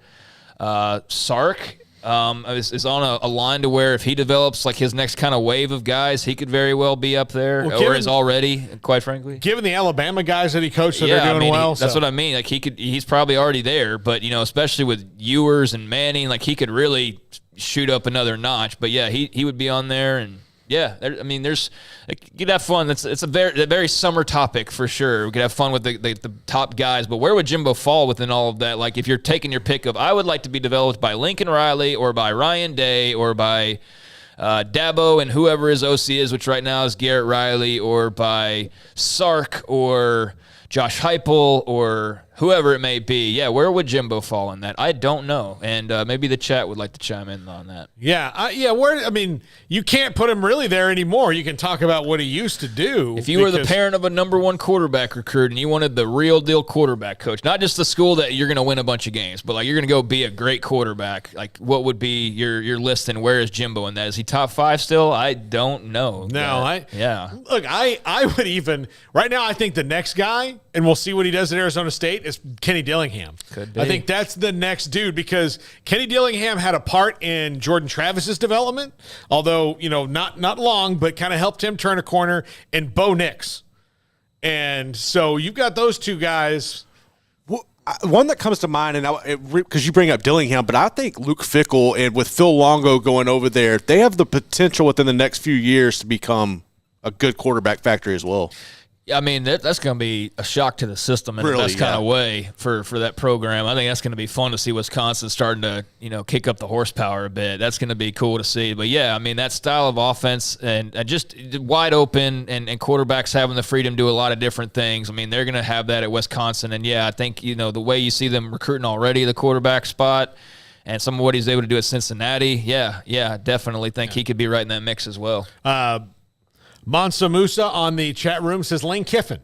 Yeah, of course. Man, duh. Thank you for stating the obvious choice there. Yeah, I think he's absolutely got to be right in that conversation. Yeah, absolutely. And it's weird. Like I keep wanting to say Georgia, but look, Stetson Bennett won them 2 titles in a row, but it's going to remain to be seen about. And quite frankly, they could be the developer of every position on the field with the way the NFL draft's going. You want to say like whatever, like wide receiver, or maybe not wide receivers as much right now. The AAA club, pretty good ones. The AAA club for the Eagles. So. Yeah, I mean, basically, I think probably every position they'd have a top 5, name finish in there as far as developing guys at this point, if not top 3 in most every spot. That's the way it feels watching these last couple of drafts. In particular. And, going off the top of our head, like, I don't know what the recent track record is, but, for all of these guys, like, I don't know if Lane is as strong as he was maybe 5 years ago. We know Jimbo's not, though. And so there's the question of, like, okay, but who all would even place, him behind at this point? And now you mentioned Lane, like, okay, there's another guy that potentially you do or you don't. But that does have to the point of this entire conversation, that does have to be another little alarm bell that goes off, and you go, like, this is what he was supposed to be great at, and so far it hasn't even been good, quite frankly. So you need to see some improvements there, hopefully in a major way this season for A&M. You can only lean on your defense, or your skill guys so much. You got to get stellar quarterback play, and quite to the point, I mean, the biggest year they had in A&M football history was when they had a Heisman Trophy winner at quarterback, right, with Johnny Football. And they haven't seen that kind of success at that level of electricity since those days that are seemingly long gone at this point. I mean, that's a long time ago when you think about it. Yeah, so, it is different. And, look, Lane Kiffin, most of his credit's going to go for the Alabama guys he did before Sark. It's not – Ole Miss, really, it's just been I was thinking about that part of it, yeah. Matt Corral, who's now one of Bryce Young's backups in Carolina, who didn't play last year, but Matt Corral was the guy, and Matt Corral was a fun guy to watch in that Ole Miss offense. We'll see how he does with Jackson Dart and Spencer Sanders, and ultimately what will be Walker Howard's job next year. I think that's where they've got options. So if they got one thing, they have options, and I don't know who the best option will ultimately be. The Spencer Sanders part of that is fascinating. I mean, that he could probably have gone to any dozen more schools and been a starter guaranteed, but elected to go to Ole Miss. I think that says something for Kiffin, obviously, but I don't know what else it says, because it's kind of puzzling, quite frankly, that you chose to go and compete. That's not a bad thing. It's just it's not the move that most guys would make these days. So I'm unsure of what that looks like and how much he actually plays, or whoever ends up playing as much as they may. But yeah, I can't wait to see how that all works out, because that's an interesting little room that he compiled there. Yeah, and I can't think of anyone else particularly. I think there's guys like, Zach Kitley, who's coming up at Tech, put Bailey Zappi in the league. Graham Harrell, I think, is going to be interesting to watch with Hudson Card. Yeah, he needs to rebound a little bit, though, after West Virginia. And I think with the USC thing, Graham and USC, that was such a struggle for them, because you basically had a lame duck head coach that entire time, and you knew that change was coming. And remember, you especially had a lame duck there at the end, last couple of years, I guess. But, and then Lincoln Riley comes rolling into town, and he was left without a job, and then he lands with Neil Brown, and that was obviously a very short stint, and he was out there for a while. I wondered, was somebody going to pick him up? But I think that the landing spot he did get there at Purdue with Walters and Hudson Card. Hudson Card, is going to be a fun one for sure. And that, the Big Ten, look at that, man. You're bringing in Graham Harrell and Phil Longo and Luke Fickell and all these. It's going to be really cool to see the quarterback play. Well, I mean, you've got to adapt. I mean, I know that you have to be able to, and that's where I think it's going to be interesting for Phil Longo, and in my opinion on that is, how does he adapt to playing in the weather in that offense? What does he have? Because there's going to be a few games it's inevitable. Yeah, but Wisconsin's always got a running back. Yeah, always. Or a staple of them. Yeah. Yeah, that was. They're not going to stop running the ball, Paul. No, that's absolutely not. Especially when you got Braylon Allen. That's not going to not going to stop. No, that's definitely not going to stop. But yeah, you can't run as fast when it's that cold. Yeah, I mean, it's going to be different for sure. It's going to be different. Yeah, how do you throw the ball any number of times per game when it's a blizzard outside? I mean, that's going to be the adapting part that'll be kind of fun to watch for, Hudson Card and Tanner Mordecai and, any other guy that you would want to mention that would apply there. But that'll be half the fun is seeing him try and do it. And then not being able to do it, and go lean on Braylon Allen when you need to, or whatever your other magic trick is, or your ace up your sleeve. And I think Wisconsin's going to be a lot of fun with Luke Fickell and how he builds that program up, because he did a tremendous job at Cincinnati. And I was trying to find a list of, I know we probably need to take a break here. I was trying to find a list of Kiffin quarterbacks, but I couldn't find a good solid list, because I was going to roll over those. Because I know there's, he's definitely a guy you think of, but then you're like, okay, well, who all? And right now there's nobody exactly proven, but I'd still put him on that list for sure. Well, and look, I just don't know where he'd fall within it. You can also put Matt Leinart and Carson Palmer on his list. You go way back, yeah. If you go way back, because that's he and Sark together. Mm-hmm. They were together at USC, but they still that was their deal, So you can put them there. It'll be interesting to see what happens with Hendon Hooker down the line. He didn't go back that far to Matt Leinart. Not Matt Leinart. No, that was about 7-8 years too early, I think. Yeah, because he and Sark were there together. He was a 2010s guy at USC. Okay, he and Sark were there together, though, right? At USC, I want to say. I think they might have been. I don't recall exactly. I don't remember exactly. Okay. Yeah, I for some reason I thought he was on that staff before he went and did his little thing with the Raiders and Tennessee for a minute and all that. But they're definitely linked up at with the Alabama exchange, but I don't remember that exactly. So he was at He was USC in 2001, and he was the OC wide receiver coach in 2005. Lane Kiffin was? Yep. Young. I mean, he was young. Very young. So. It doesn't show up on his – okay, well, I guess I was wrong there. I don't see that mentioned on the page I was looking at, but okay. Yeah, so he doesn't – when was Carson Palmer? So maybe after. He was after Palmer. Yep.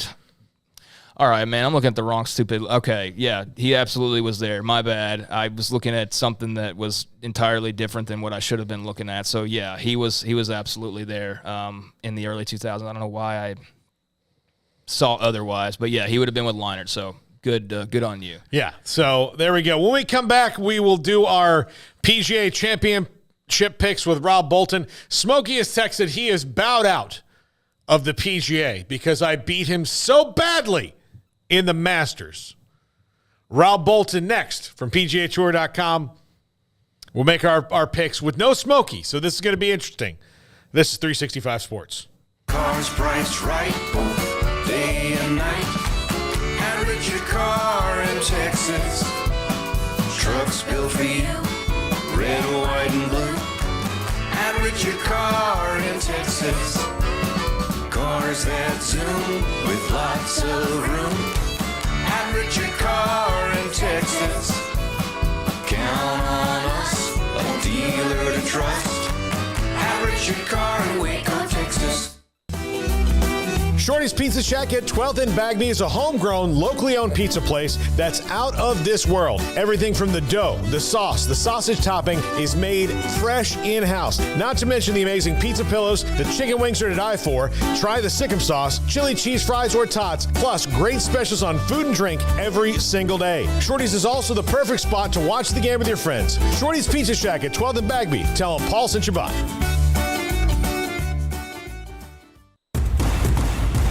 Petty Clinic Men's Healthcare in Woodway is now proud to offer you men an exceptional weight management body sculpting product called semaglutide, also known as Ozempic or Wegovy.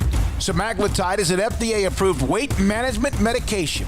Once-a-week injections of this powerful medication offers an average body fat weight loss of 20% within the first year of treatment. In addition to body sculpting, semaglutide also normalizes blood sugars and has the clinical research proof of reducing blood pressure, cholesterol, stroke, and heart attack risk. If you're like most men and you have stubborn fat that will just not respond to typical diets and exercise, then help is finally here. Semaglutide, affordable, highly effective. Google search Petty Clinic Waco and reach out to the Petty Clinic team today for a free consultation with Dr. Petty to see if semaglutide is right for you. Go to pettycliniclowt.com.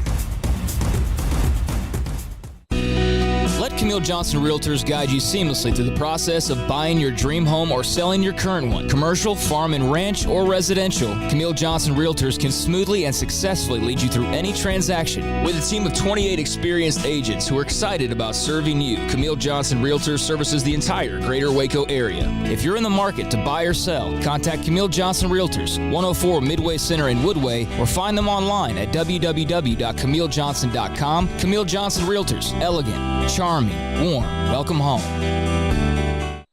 TFNB Your Bank for Life is the official local bank of Baylor Athletics. Find out why more Central Texas are making TFNB their bank for life. Sign up for our Edge checking and savings accounts to earn interest or cash back. With 5 convenient locations and an award-winning mobile app, banking has never been easier. TFNB Your Bank for Life. Member FDIC. Stepping into a new pair of boots is great, but stepping into the boots of a U.S. Army officer can also add confidence and leadership skills to your son or daughter's career path. There are more than 150 occupational specialties to help them find the best fit for their future. See all the things your son or daughter can achieve in our boots at GoArmy.com. U.S. Army Waco Recruiting Company, 254-598-8131 or 254-776-1543. This is 365 Sports, powered by Sikkim365.com. The 4 o'clock hour is sponsored by Boozer's Jewelers, the wedding ring store, specializing in custom jewelry and repair, all in-house. Now here's Paul Catalina and Craig Smoak. This golf segment brought to you by Bear Ridge Country Club. And Rob Bolton, PGA Tour analyst, joins us, and you can find his work on PGAtour.com. And Rob, I don't know, like, the scheduling of the, and you see Emery. This is Emery. In case you guys wondered what Emery looks like, that's Emery Winter. Going to join us on the picks here at the desk. I don't know if it had anything to do with it, but I dominated so badly over everybody in the Masters that, you know, maybe Smokey just felt he needed to take one major off.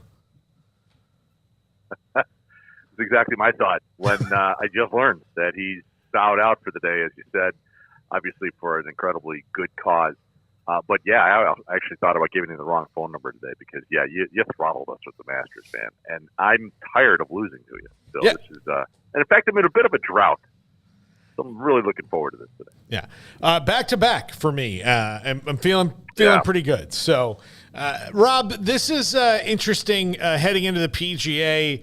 I think the world on the Masters was kind of on Rory McIlroy, and he just had one of the worst showings he's probably ever going to have at Augusta while he was there. Does it change your view of him going through the rest of the season, or do you think that was just kind of a 1 week hitch there?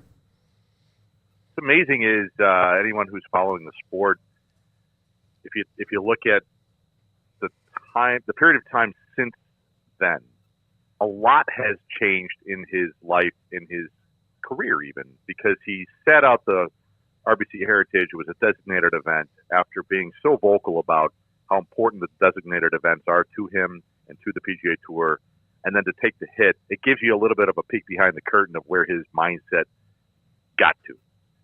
He was really embracing the role as sort of the forward figure, the voice up against the rhetoric concerning live golf and everything happening to that. And eventually he just admitted that it got to him. I mean, but I'll go back to the players because he missed the cut there, and he hit to me, and I was there that week, and it just felt like he didn't prepare the way we expected him to prepare. It was very odd, especially for him. So now we're 2 months on from that, and it's only 4 or 5 weeks since the Masters, but it seems like he's really turned a page. In this press conference yesterday, he seemed just resolute. His focus is there. I'm expecting big things from him this week because he's not injured. It's just he's had to reset a little bit, recalibrate the mental, like we all need to do. He just happens to have to do it in plain sight. So looking forward, I've already been bullish on the guy. There's no reason not to be. You can't really look behind that curtain until he gives you a peek of it. He's done that, and now it's more reason to even be more bullish moving forward. Yeah. So who do you feel? I know Scotty Scheffler's your number one in the power rankings. Why Scotty Scheffler this week, and who else do you feel could maybe roll in there? Yeah, well, it's really sort of a pick-em between Scheffler and John Rahm, isn't it? I mean, there's no wrong answer there. So it's, it's my job, but it feels like it's a little unfair to have to pick only one. So it's a 1-2. It's a 2-1, whatever you want it to be. It wouldn't surprise nobody if that's how they finished 1-2. I don't normally look at the betting board for the exact finish or sort of a box finish for either of those, but I did this week, and it's like, okay, that makes sense. I mean, I'm not endorsing it because the odds are just very much against it, but it's that sort of situation, despite the fact that it's the deepest field in golf, and a lot of these guys are playing well. But Brooks Koepka is number 3. He's now a live golfer and playing exceptionally well. The confidence is there. He seems to really have found a balance that works for him. So I think it's those 3, and then you go from there this week, guys. Rob, do you have a dark horse that you're liking right now? Yeah, dark horse, always a relative term, but in a field like this, you don't have to go too far before you find somebody who, a guy who's never won a major. Victor Hovland is a guy who should play exceptionally well on a course like this. He certainly hits it long enough. When you have a long course with smaller greens that are running fast and they're unfamiliar to the field, ball strikers who can hit it long. I mean, most of them do this these days anyway. But the guys that are not hitting it short like the old days, Kevin Kistner, for example, in the field, a guy who can find fairways but is going to be hitting long irons into the greens anyway. Not that type, but a guy who doesn't putt very well. The bad putters can hide in a week like this, especially because the greens are unfamiliar. So we expect that long-hitting ball strikers should populate the leaderboard at least early, and then we'll see how much they learn during the tournament. So Victor Hovland, I would say, while he's not necessarily a dark horse in the golf world, maybe in the mainstream, he could be. But guys like Xander Schauffele, Patrick Cantlay also never won a major. The PGA Championship does a great job of setting up a golf course to make this sort of thing possible. So if you're in a pool or you want to start a pool or a bet with a buddy, pick a guy who's won a major before or a guy who has not. I might even go into the has not, just because if a guy like Rahm, Scheffler, and Koepka aren't going to win this thing, this is the type of setup that could actually yield a first-time winner in a major. Okay, I have gone online and put in a random draft generator, our 4 names, and the order is Emery, Craig, me, and you, Rob. Random by the internet. So love it. It's as fair as I could make it, because usually you just pick up the phone, we say you're going third. I know that you have some sort of, or David has some sort of, like if you've just won the last tournament, you go last or something. But I like the swing pick. That's a good spot for me. So thank you, random generator. Yes. So Emery has the first pick. And with the first pick, I will be taking Scotty Scheffler. All right. Craig. Give me John Rahm. Okay. Hold on. I've got to notate this week since Smokey's not here. All right. And I will take Brooks Koepka. Rob? Guess I shouldn't have said anything there at the beginning. So I'm going to go ahead and just stick with the power rankings. Take Schauffele. Okay. I'm mixing Scotty and Xander there. Okay. Hell of a golfer, one guy.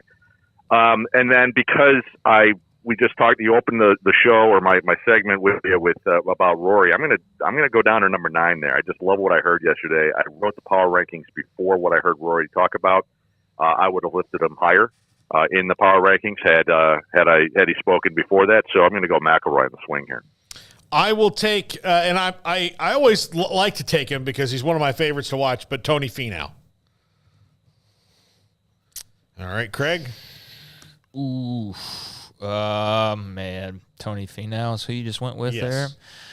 All right, I will go with, I'm trying to double-check who, Patrick Cantlay. All right, 2 for Emery. I'm going to go with the former Byron Nelson champion, Jason Day. And then I'm going to do Victor Hovland. Emery, I liked what Rob was saying. Yeah, Emery's also from Oklahoma, so anybody who's played a sport in Oklahoma, Emery goes with. Okay, so back to you, Craig. Oh, gosh. Let's see here. I'll go with Jordan Spieth. I know he's dealing with an injury, but I'll go with him anyways. Okay. Hold on. Cantlay and Spieth. By the way, autocorrect on my It's what I do. I make the bold choices out here, Rob. That's right. Okay, let's see. Beware the bold choice. Oh, I know. Yes. Hey, I make bold choices. I never win, but I do make bold choices. I'm going to go... A lot of respect for that, though. Yeah. I mean, I'll go talking about you on the street, but... Max Homa. And 2 to Rob. All right. Yeah. Wow. This is a nice position, and I have too many choices. So, going with the 2022 Open champion Cameron Smith, happens to be next on the Open on the power rankings, and then, oh my goodness, I'll go with the defending champion Justin Thomas. Can't believe he's going to the 4th round, but also like his positive rhetoric. He's talked about he's slumped, but he's not slumping anymore. He's defended a title before. Blah, blah, blah, blah. JT. All right. I was kind of hoping. Once I said Max Homa, I was hoping that you would not say Justin Thomas because I thought, all right, good. I got it here. Because there are two guys that are 10th and 11th in your power rankings that have brought me nothing but tragedy when I picked them. And I think it's my fault. I left them there for you. And Dustin Johnson and Terrell Hatton. So I, out of superstition, will go with Matt Fitzpatrick. I mean, there's not a good reason for it. You got a lot of pressure on you to go 3 in a row, man. Yeah, I can't. I don't. Those two guys there, and Dustin Johnson, when he slid down those stairs at the Masters, I mean, he was the talk of the golf world, and that was going to be when he won it. And of course, he fell down the stairs. So, before Craig picks, that roar you just heard is the Terrell Hatton fan nation celebrating that you did not pick him for this draft. He undid what was, for me, I had a great rest of the roster, and twice he's really hit the wall. So, all right, Craig, back to you. I'll take I think I might have missed a couple of names that were selected, so I don't know if I'm getting them all, but I'll take Tyrell Hatton. Let's go. Who cares? Let's look, you're not the bad voodoo on him. I am. So, yeah, it's not him, it's me. All together. All right, Emery, last pick. I'm going to take Sunjay. Okay. All right, Rob, your thoughts on our rosters? Well, the first thought just jumps off the page. We cannot lose to Craig this week. That's I will not stop talking. Yeah. Right. I mean, that's kind of like we've said that before, and we've succeeded. But this week specifically, especially having Spieth, I mean, Rahm and Cantlay, of course, but Spieth sitting there and then Hatton, the juju, man. I mean, maybe that's all that Terrell Hatton needed was Craig to draft him. So I think that's where the brightest light is on for me. I mean, I'm giddy. I'm happy Smokey's not here today because getting those 4 players, and I know he would have probably taken 3 of them at some point. So I'm thrilled there. Emery's got a really sneaky, strong. I mean, there's a lot to love there. Getting him in the last pick was strong. I was wondering what he was going to do with that because he had a couple of other options. Dustin Johnson did not get drafted, though. How about that? That's kind of unheard of. And he's also been playing really well in Live Golf, coming off the victory on Sunday in Tulsa. So, again, had we had another team here, got another 4, no doubt DJ would have been picked. Paul, I can't say more than what I just said a minute ago. You know, the target's on your back to go 3 for 3 here. That's more my MO, but hopefully that streak will start this week. Yeah, well, renewed. I hope I can. I mean, if I have to go for the Catalina Slam as we get to the next one, that's pressure I don't know if I'm ready for.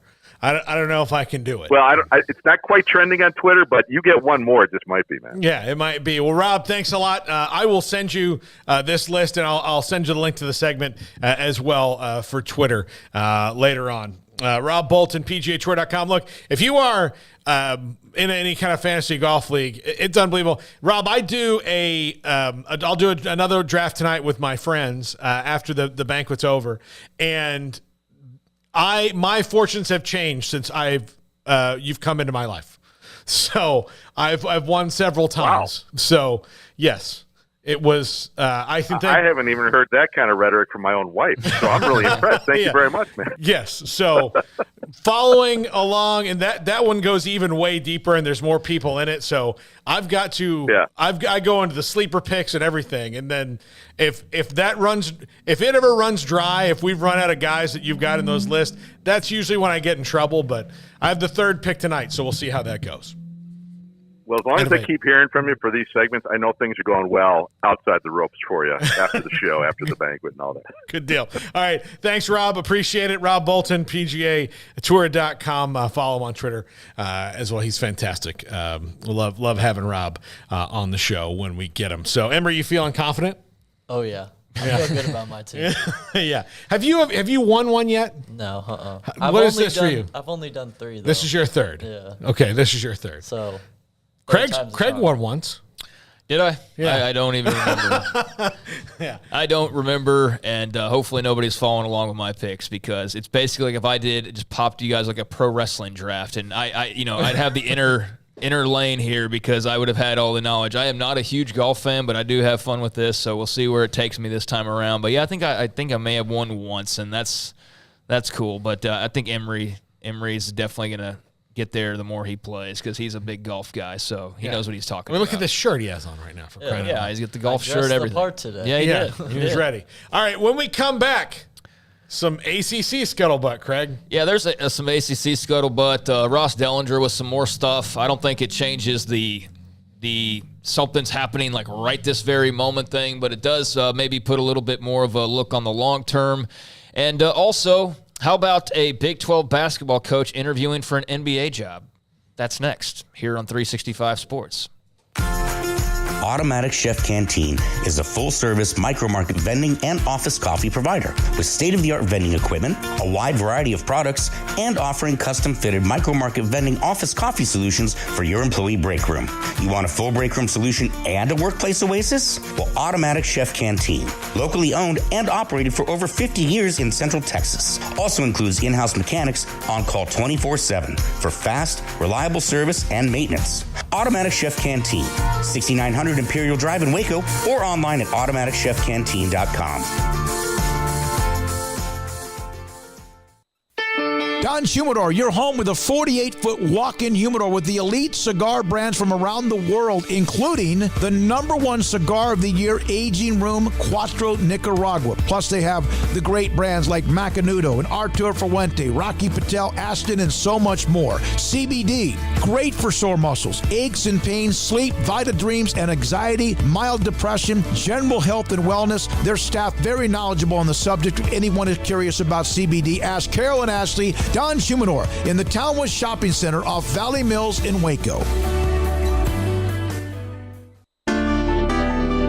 One size fits all. That may be all right for an adjustable belt or cheap sunglasses, but when it comes to your financial needs, no one wants a one-size-fits-all strategy. Cam Heathcott, your Edward Jones financial advisor, knows that his most important goals are yours. That's why we take the time to understand your needs, knowing you. That's how Edward Jones makes sense of investing. Cam Heathcott in Conroe at 936-756-7717. Edward Jones, member SIPC.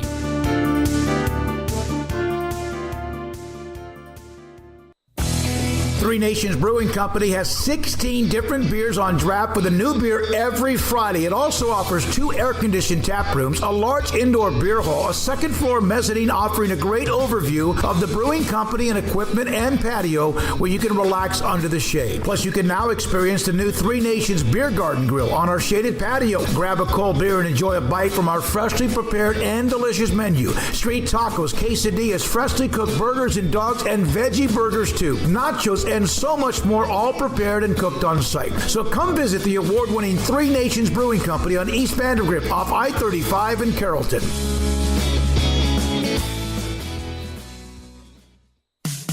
In the market for a quality metal building? Since 1943, Pioneer Steel & Pipe has helped Central Texas residential and commercial customers with metal building design, panel options, building components, and trim options. Pioneer Steel & Pipe's residential line is energy efficient, offers low maintenance, reduces insurance payments, is impact resistant, and carries up to a 45-year limited warranty. In addition, they can also help you find a metal building contractor for your project. Pioneer Steel & Pipe with locations in Waco and Bryan and at pioneersboys.com.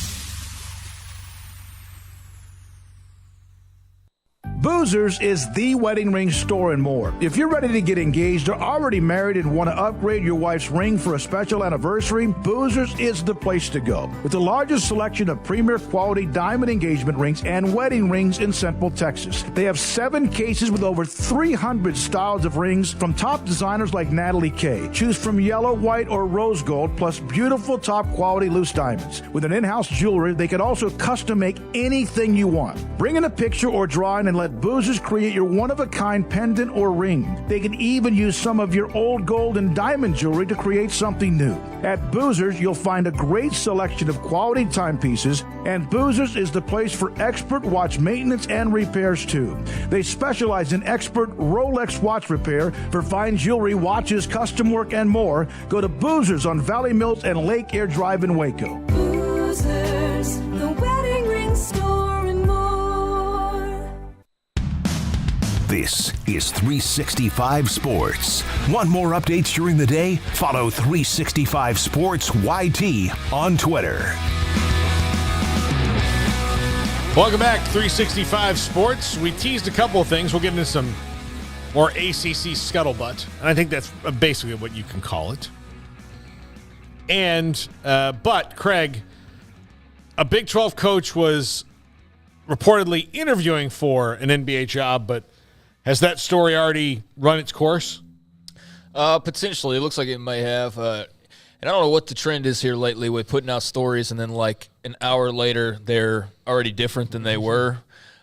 This was like 30 seconds, though. This was a tweet, and then it was already different. Adrian Wojnarowski, Houston head coach Kelvin Sampson, interviewed for the Milwaukee Bucks coaching job.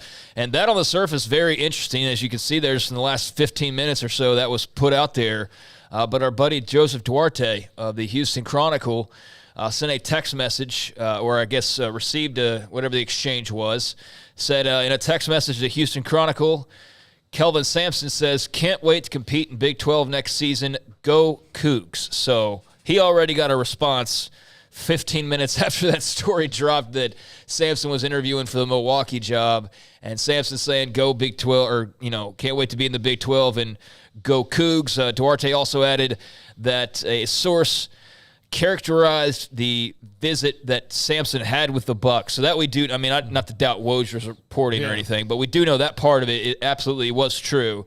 But they called it a visit. So not necessarily an interview or a full-blown, exchange of, ideas and all of that, but a visit is what it's being just wanted to called. Get a picture with Giannis for the gram. So it sounds like he interviewed for the Bucks job, and for whatever reason he doesn't think it's fit, or they don't think it's fit, or whatever, or it got out there and they needed to respond. But either way, he did at least talk to the Bucks as they searched for a head coach, and at the same time reaffirming his spot with Houston. But we'll see how that goes. I'm not surprised that he's getting looks, but I like the fact that Duarte got a pretty quick response that'll probably put a few fans at ease, and it should, but just something to be mindful of, though, I think, moving forward. That Bucks job, I'm curious to see who – the Bucks and the Sixers are both open right now, and those are both really good teams with really good players. And the Suns. And the Suns are open. Those three are all open. They've got really good players, but they don't have a whole lot else besides that in Phoenix right now. That's the part of the problem is they've got very top-heavy roster. But, yeah, there's some good jobs open. And, again, not surprised that he would, potentially get a look from somebody, but doesn't appear to be anything at the moment. And, unless there's something else, I'm not going to really, dwell too much on it. But that was interesting to see that pop up and then the quick response. So hopefully he's coaching in the Big 12. That would be great for Houston, obviously, to have the guy who's been so successful there these last few years and knows Big 12 ball, having been in the conference previously. So, yeah, we'll see. I'm glad that it would be just for Houston in particular, football wise, we're not getting to see Alton McCaskill play in this league, and basketball wise, if we didn't get to see Kelvin Sampson at least for a year, with what the league is going to be with 14 teams next year, and Kelvin Sampson, Scott Drew, Bill Self, Rodney Terry. That's just the top four off, rattling off. Jerome Tang. There's some good coaches in this league. And yeah, he's one of them. He'd be one of the top ones right away, without a doubt. And, it's just a matter of can they keep that program at the same level it's been playing Big 12 scheduling versus American scheduling. Although, there will be a mix of the American scheduling in, depending on how the Big 12 does it with three of those schools, that Houston's accustomed to seeing. So I think he'll be just fine, and it would be a massive blow, far bigger of a blow than losing any running back or any, one single football player really outside of like your legendary Mount Rushmore guys, which, McCaskill he's a good player. Don't get me wrong. He's not like that though. Like let's be kind of realistic about it. He's not Earl or Eric Dickerson running back there just yet. But, Sampson is their identity, I think, as an athletic department right now. He's the face of it, so that would be awful. But, has a history with the Bucks as well, has a history, in the league. But it doesn't appear to be anything more than just a conversation or an exchanging of ideas or whatever you want to refer to it as, but no job coming, it looks like right now. All right. Garrett, we're like about a break behind, right? Yeah, we're on break 5, yeah. Okay, let's go ahead and take that break, and then let's talk the ACC report when we come back. So basically, just to give you a little bit of a tease, leaving the meetings, all was well, all seemed to be fine, but there's already somebody, unnamed of course, barking about, well, maybe it's not exactly as it appears as they leave those meetings, and maybe there is more to it than just everybody's fat and happy and they've gotten their way, but we'll get more into that next. This is 365 Sports. It's Jeep season at Allen Samuels in Waco, and the deals on Jeeps are hot. Get a 2023 Jeep Grand Cherokee Limited with $5,500 in total values, or a 2023 Jeep Gladiator Sport with total values up to $5,000. Or if that's not enough, get a 2023 Jeep Compass with 5.9% for 72 months plus $2,000 in total values. Plus $500 bonus cash to first responders. Find the Jeep that's right for you at Allen Samuels in Waco. Waco Custom Marketplace is your hometown grocery store with a full-service butcher shop and bakery. Hi, this is David Smoak. The butcher shop can take your customized orders for seafood, pork, and poultry, and custom cut your favorite steaks from bacon-wrapped fillets to T-bone to bone-in ribeyes, cut specifically the way you want. They have Norwegian salmon fillets, catfish fillets, sliced ham or turkey and lunch meat, variety of cheese available, and several options of sausage links, fresh chicken breast or whole chickens, sliced bacon, pork chops, ground beef, marinated beef, and chicken fajitas, and always large briskets available, plus fresh vegetables. So the great product, customer service, and family tradition of the Bauer family continues at Waco Custom Marketplace, open Monday through Saturday. A full-service butcher shop and bakery available. Waco Custom Marketplace, 425 Lake Air Drive in Waco, or WacoCustomMarketplace.com. The future's bright, the time is now. College is what you make it. It's a late night pizza run and all-nighters coding a new project. It's having big dreams and making them a reality. It's a professor who knows your name and your story. It's preparation for your future, your calling, your life. And at Baylor, it's even more. Baylor, where lights shine bright. It takes time to reach goals. It's a truth that applies to more than sports. It goes for your financial goals as well. You work hard for your money, and you deserve an investment strategy that lines up with your game plan. And Chuck Verno, your Edward Jones financial advisor, can help. If financial investments aren't putting forth the effort you desire, stop by today for a financial review. Chuck Verno, 720 North 64th Street in Waco, 254-732-1161. Edward Jones, member SIPC.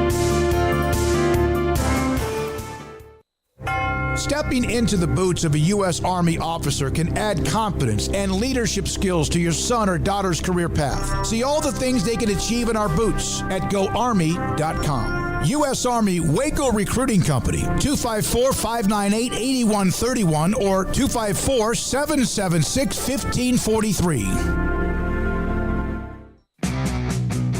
This is 365 Sports, powered by Sikkim365.com. Enjoying the show? Hit the like button and subscribe.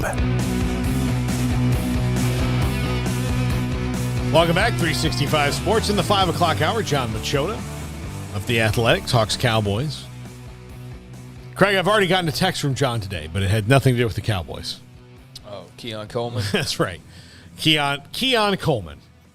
But yeah, that's a really good pickup. I saw, there's a bunch of fan bases. I think Ole Miss was one of them that I saw that they were. That was down to his last two were Ole Miss and FSU. Yeah, Ole Miss fan that I saw that was particularly struggling with that choice because of the 50-50 odds not going their way. But yeah, that's a blow for the Rebs and whoever else was in on him at one point in time. But a huge win for Florida State, and with some of these additions and with as many guys returning as they had, the expectations are going to be sky high next year, as they should be. So we'll see how they live up to those. But for all of the drama going on in the ACC right now, it's good timing, I suppose, and for them to have, just in terms of some successes going on, to have Florida State back in the mix and back being talked about amongst the national contenders, because it has been a little while since that was a foregone conclusion, and now it's kind of back to somewhat normal with that. So we'll see what they do with it. Yeah, I'm curious. Keon Coleman down to Ole Miss and FSU, and we'll get to the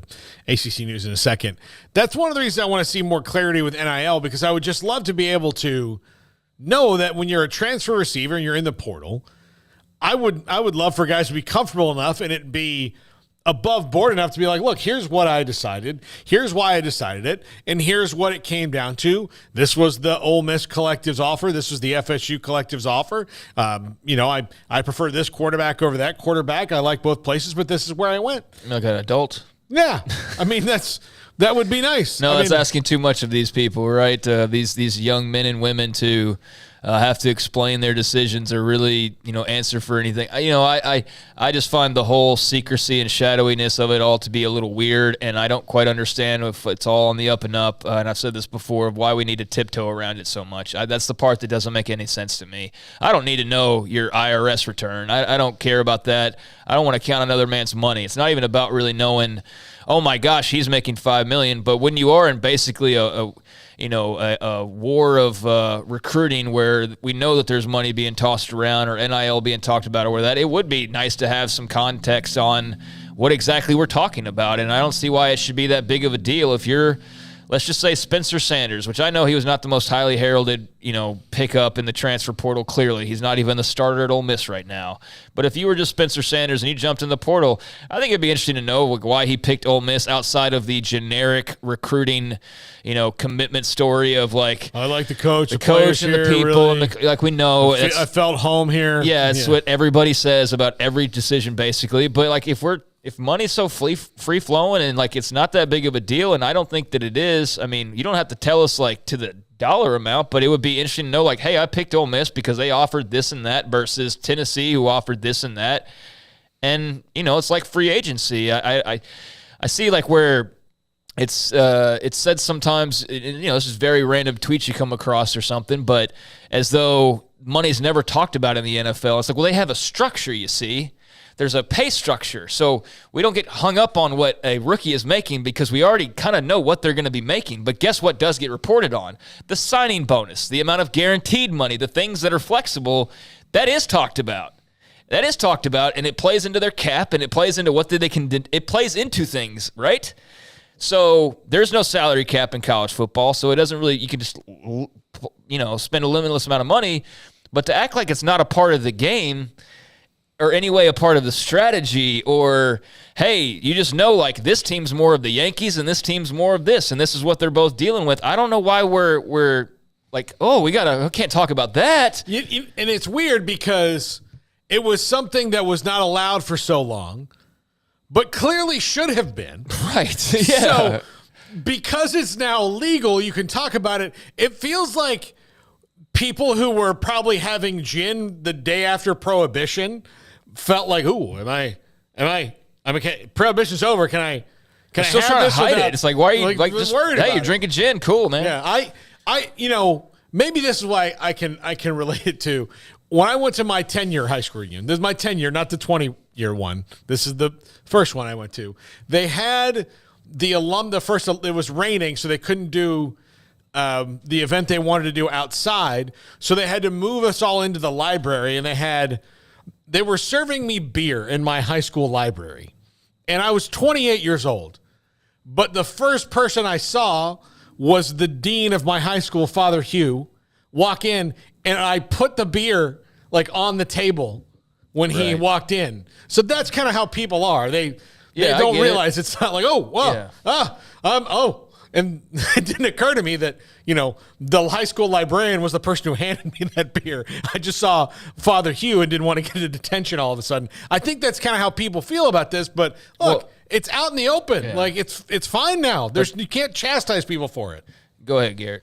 I wonder how much of it is trying to prevent fracturing locker rooms. I'm sure that's part of it. I think that's probably the biggest hang-up, because if you know ex-players coming over and they get that bag and you didn't, I feel like that's more of the the basis of why you're keeping that so hush-hush. No, that's a very good point. That could be, exactly the reason as to why is you don't want the junior wide receiver who's got good stats coming back to know that he's making less than the true freshman who hasn't proven anything yet. And absolutely, I'm sure that's a huge part of it. And I'm not asking for like salary cap and all that kind of stuff. I just find it odd. It's more an observation of anything, of just how secretive it gets when the money is now supposed to be all on the table. But you're right. There are strategies in place still as far as recruiting and things like that go. And I also think there's some shady stuff going on, and that's very clearly why a lot of people don't want to still talk about it, is because, money can exchange hands, but there are still some restrictions, and I think it's very clear that some of them are being broken by, some schools, and so that's another reason, even if there's not really any punishment to be had. And where's the money coming from? You might not want that out there either. I don't want that out there. Yeah, absolutely. So it should be clean, but it's anything but clean. It's still very dirty in some ways, whatever's going on behind the scenes with some of these, but good for the players to be, the recipients for the first time in their history. I mean, that part of it, I think we're all on board with. But, yeah, it's just funny how it's still so guarded. But your point is very valid, and that's, I'm sure, a big part of a lot of it is the locker room fracturing. Yeah. All right, let's get to a locker room that might be fractured, the ACC conference, or at least fissures a little bit. Yeah, here's Ross Dellinger, and he's been talking about this a lot. I mean, he was on with us yesterday, and it was kind of some of the wind had been taken out of the sails because by the time he joined us, right, they were already singing Kumbaya as they left the ACC meetings, it seemed like. But here he is today, and let's rattle that cage a little bit more. We're not unified, ACC source says. We're unified until someone offers a school more to go somewhere else. Everyone is going to grab it. This from Pat Forty via Ross Dellinger. So that's very interesting that somebody made that comment, and I don't think that comes as a surprise. I think that, and there's a response from David Hale of ESPN I want to follow up with here in a second. But as we said at the very top, it seems like, the dust has settled for right now. But in terms of the longer future, that remains a question mark. It's just a matter of, like, how long in the future are we talking about? Are we talking about this thing is basically unbreakable, the grant of rights or whatever other hurdle might be in the way for another 8 years until they feel like there's a weakness to expose? Is it another couple years, or is it all 13 years that remain on that contract? But I think, certainly the immediacy that was sort of being felt yesterday, where it was kind of like, oh my gosh, the boulder's rolling down the mountainside and it's coming for the small, I thought that was there's a little too much mustard on that, because it felt like almost like something's about to break, right? And maybe I was just reading too much into it, but nothing's still about to break, although there are cracks, and there's cracks that could further form and could turn into, bigger cracks that create even further division. And David Hale followed up on Ross's tweet, and I guess he's kind of gotten back into a little back and forth with folks on, I guess, a few different things. But he talks about the fact that schools have been having side conversations about the future for 2 years now. All but maybe 1 to 2 have reviewed the grant of rights. Everyone knows the issues, and no one has left. And he said that multiple ADs shot down the idea of a joint statement when the ACC asked them if they wanted to release one. And he said, no one said problems are solved, but no one's going to offer more money unless a school is clear of the grant of rights. As Alfred said yesterday, we've crossed a bridge. There are still more bridges. So the bridge they crossed was realizing, like, the best thing for them to do is try to make something work the way things are right now. But, I don't think anybody thought that meant that, all right, nothing's happening until 2036 when the ACC grant of rights comes up. Far from that. And so anybody under that illusion that, there's absolutely nothing to be learned or changed in the future, that's not true. But there are bigger hurdles than also portrayed as well. Like, this is going to be some simple thing you could do. No, it's everybody's looking around. Like he said, everybody's looking around. Everybody's trying to find the best spot for them in the future. ACC schools as well. It's just the actual act of doing that. It's a lot harder than just simply putting it out there in the Twitterverse and it happening a few days later. Well, yeah, and I understand it. Look, if I was the AD at Boston College, I would not feel that there's unification at all, because what is anybody asking me to come with them for? Nobody's called me. Nobody said, hey, let's get – do you want to be a part of this group of 7? Because we know the group of 7 were who they were. And if you look at who it was, Virginia Tech, that's kind of a political thing in that state. So they can, whatever move they're going to make together. And UNC, NC State, again, both deciding that they want out of that conference. Florida State, who doesn't have, and Miami's a private school, but again, you can kind of navigate through some of the politics there. Clemson doesn't have, there's another ACC school in South Carolina. So there's your 7 right there, and you can see how that kind of formed together. And then everybody else is spread out a little bit and maybe doesn't have a buddy that's so close that they can partner with it and navigate their state politics. So those kind of come together. That's an easy 7 to put together, but it is not, again, it's going to be so hard to do it, but I think they do have to raise questions about, is there any way that we can enhance this? Because right, that's what they did yesterday. They got their appetite satisfied with the ACC promising to have some more conversations about revenue sharing and things of that nature, and they seem satisfied with that, and everybody left happy. But yeah, by no means does that just sit there and say, all right, everything's hunky-dory and nothing else is possible that could disrupt this thing. It's just the things that would have to happen to make that happen for this particular lane, not for everybody else, but for this particular conference. It's just a lot of things, a lot of as he points out, and I think one of his responses, talk about just the money that you would have to use in a lawsuit to get out of a grant of rights at this point would be an absurd amount of money. So what are you really gaining? And I like that he also addressed that one of the parent 7 schools, somebody he talked to, wasn't even sure they'd have a landing spot. What was I talking about at the very beginning of this? That, are we sure even all these schools have a spot, that they know they have a spot somewhere? Apparently they don't. So again, a lot of barking and threatening, showing your teeth, to get, a little bit of a something that you wanted. And, we'll see what they do about that and how exactly they do that. The revenue sharing model that's been talked about from the postseason, certainly seems like a good fit, but is that going to keep everybody fat and happy for the next, 13 years? Probably not. So no, well, there's cracks, but there's no fracture right now. I would say the cracks are the smaller schools that are looking at the next 13 years of, well, it's clear that there are people at the top who don't care what happens to me at the end of this.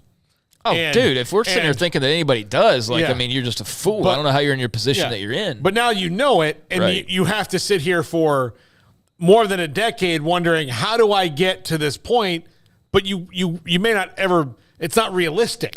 I think everybody in Big 12 country realizes this, or anybody who's been through this from other conferences, but, everybody's all, nice and all on one page together. And I don't want to disrupt the really, good feelings that the Big 12 Conference has as an entity right now, because it's as united as it's ever been.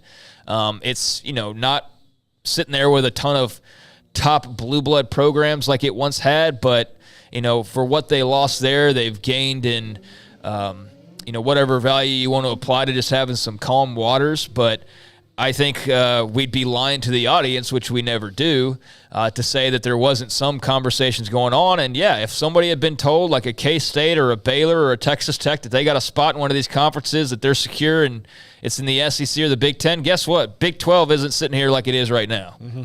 But they all looked up and realized, all we got is each other, right? You come to that, all we got is each other, and we're better off together than we are separated, and that's what's formed this.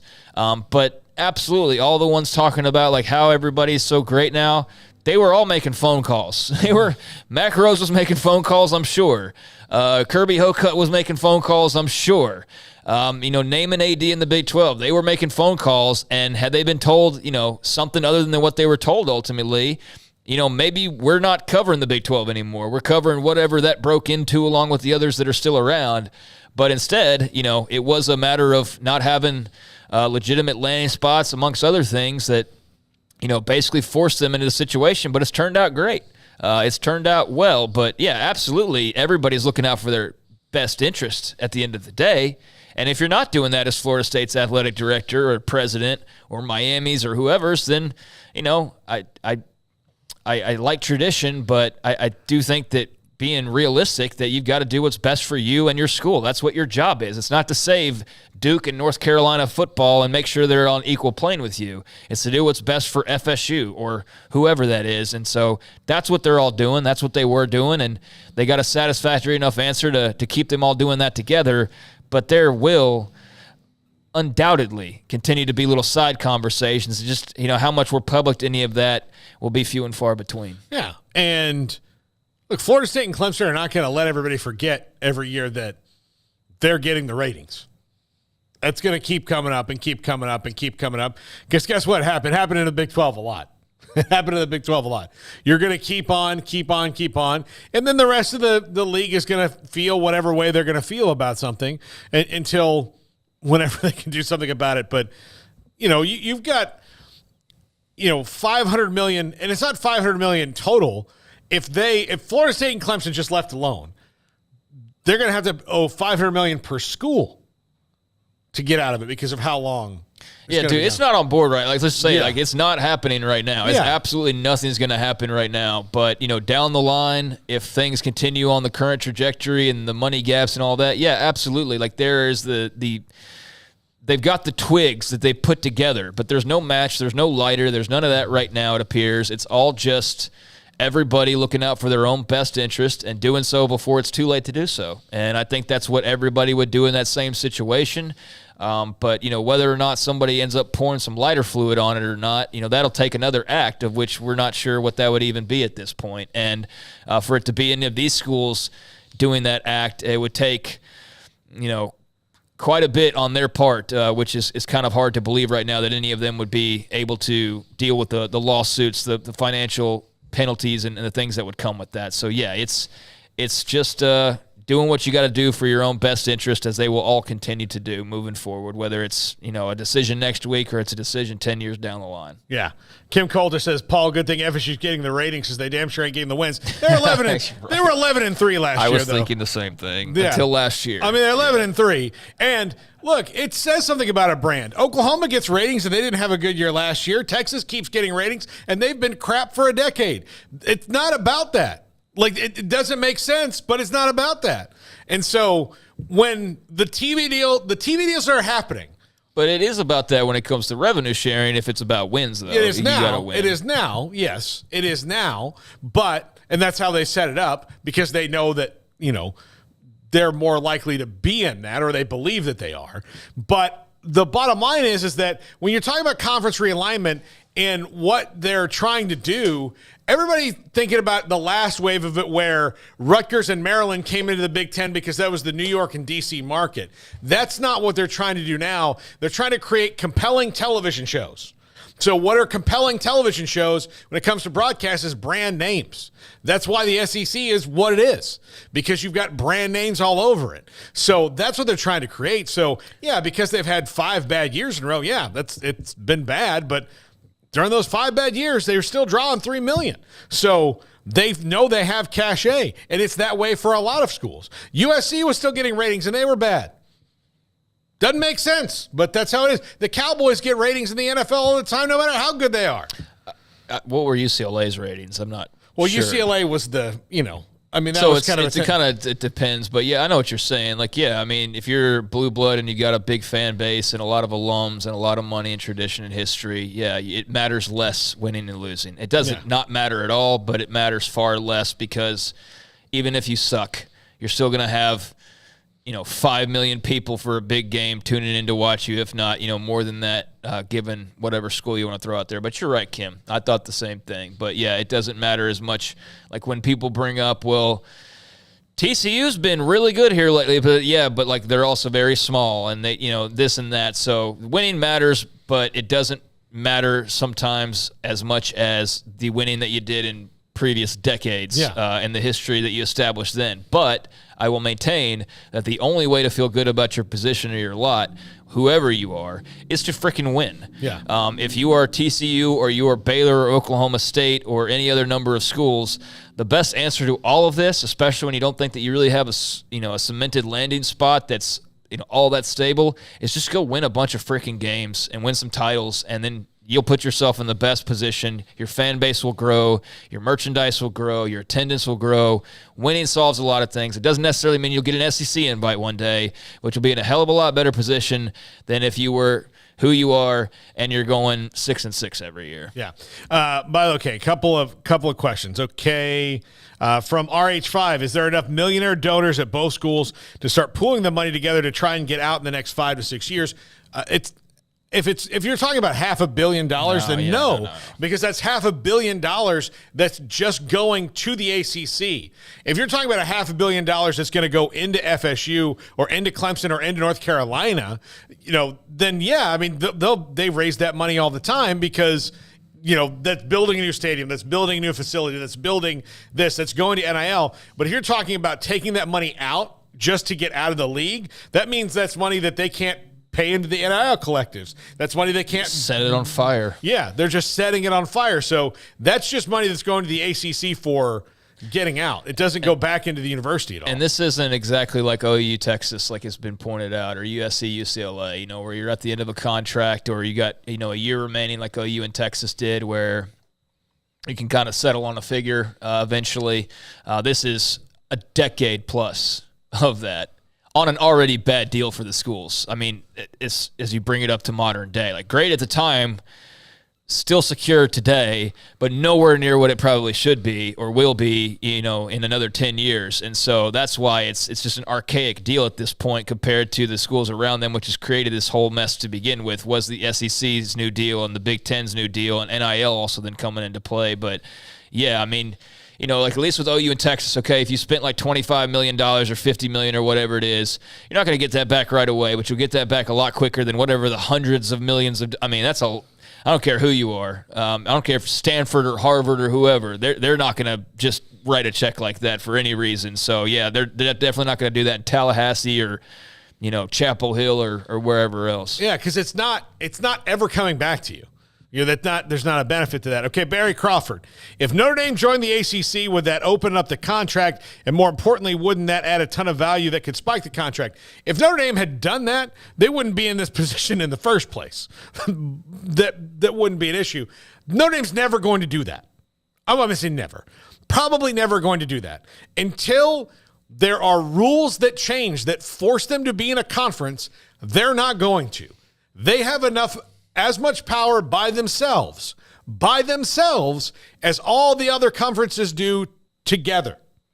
Jack Swarbrick is in charge of one school, and he sits on the same committees as all the other Autonomy 5 conference commissioners. He has the same amount of power as they do, and he's in charge of one school.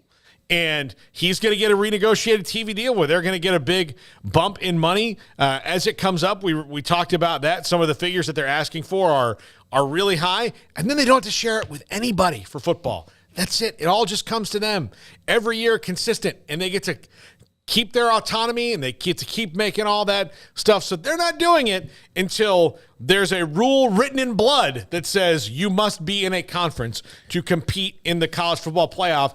And that rule's not going to happen because guess who made that, who was on that committee and one of the ranking members? Jack Swarbrick. So not going to happen. When it comes to Notre Dame, I think you can't put a price tag on the uniqueness they have by being independent.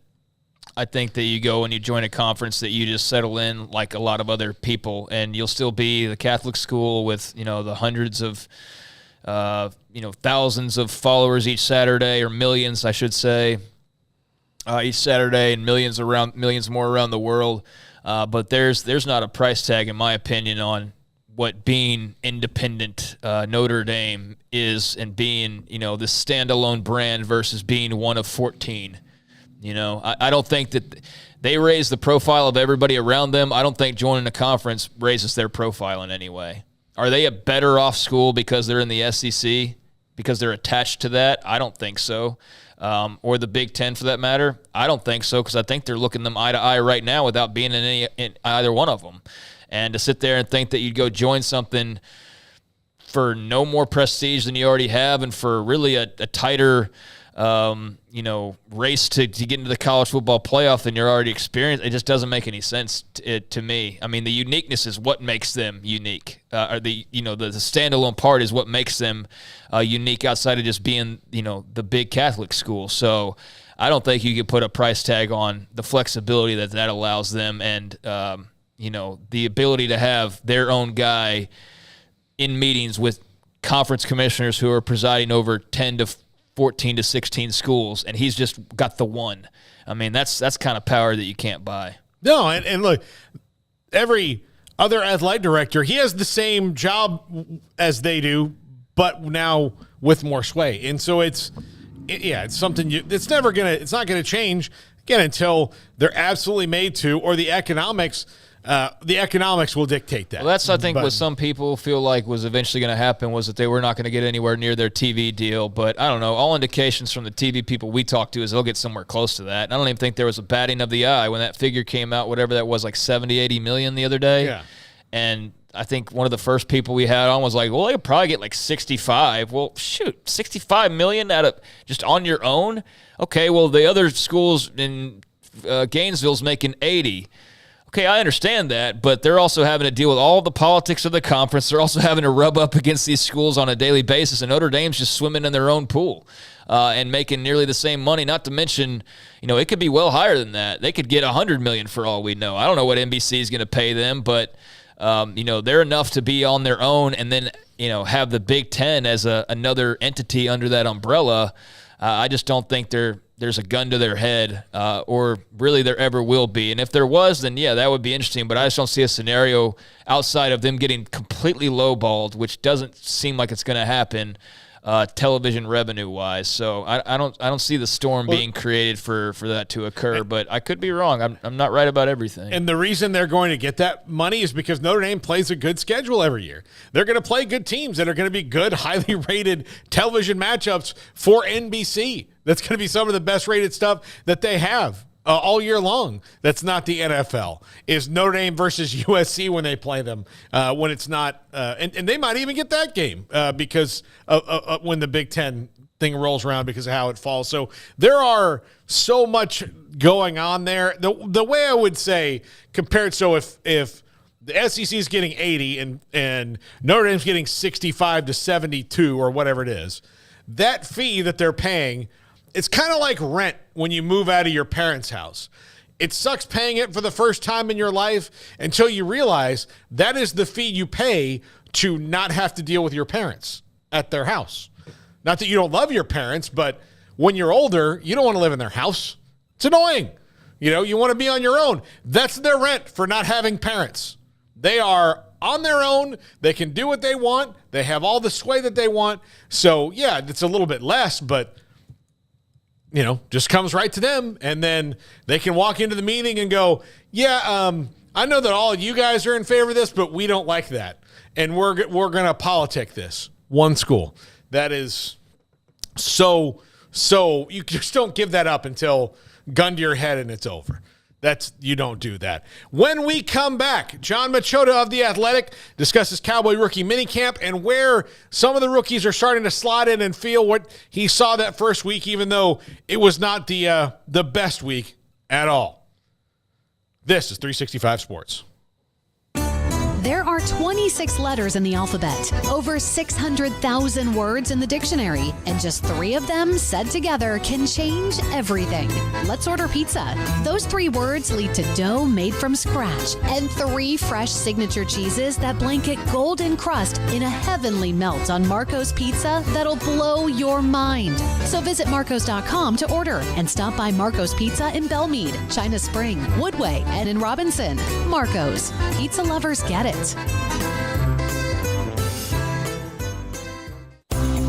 At Ideal MRI, we feel blessed to be a part of the Waco community. We're a small family business right here in Central Texas, and our goal is to bring down the cost of healthcare while maintaining high quality. At times like this, the cost of healthcare has never been more important, and unfortunately, significant illnesses and injuries still occur. That's why Ideal MRI is open and here to serve you through the difficult time. We offer premium MRIs just like a hospital with state-of-the-art technology and specialists, but you'll pay less. sometimes thousands of dollars less, whether you're using insurance or not. At Ideal MRI, we accept most insurance and there are no hidden costs, even offering financing if that's needed. Everything included in the price, and you'll not get something as a surprise in the mail later on. If you need an MRI, ask your doctor about Ideal MRI. They'll know. You can schedule an appointment safely from home online in minutes at idealmri.com or give us a call, 833-IDEAL-MRI, idealmri.com. Established in 2007 and independently owned, Alliance Bank Central Texas is committed to helping families and businesses meet their financial goals. From their tellers to their board of directors, they know the importance of superior service and competitive products. Customers have confidence knowing that their financial needs are in good hands. It's your bank, Alliance Bank Central Texas, with 2 Waco locations, 4721 Bosque Boulevard and 191 Archway Drive on Highway 84, and at alliancebanktexas.com. Member FDIC, an equal housing lender. Did you know that 1 out of every 4 men have symptomatic low levels of testosterone and don't even know it? And if you think you're too young to worry about it, guess again. Low T levels can make you feel tired and grumpy, raise your cholesterol, and cause weight gain. Petty Clinic Low T can set up same-day blood screening and results. So if you're tired of being tired, call or go online at pettycliniclowt.com. It's a private clinic with an atmosphere catering to men. Affordable, only $165 a month, including lab work, office consultation, testosterone injections, and follow-up visits, compared to $300 or more a month in Dallas or Austin, and you don't have to drive 90 miles one way or the other and fight the traffic. Petty Clinic Low T has board-certified physician consultations and will provide the best form of brand-strength testosterone. Contact Petty Clinic Low T for increased energy, improvement in sexual desire and performance, mood, concentration, even a decrease in body and belly fat. Just off Highway 84 and Old Hewitt Drive in Woodway, pettycliniclowt.com.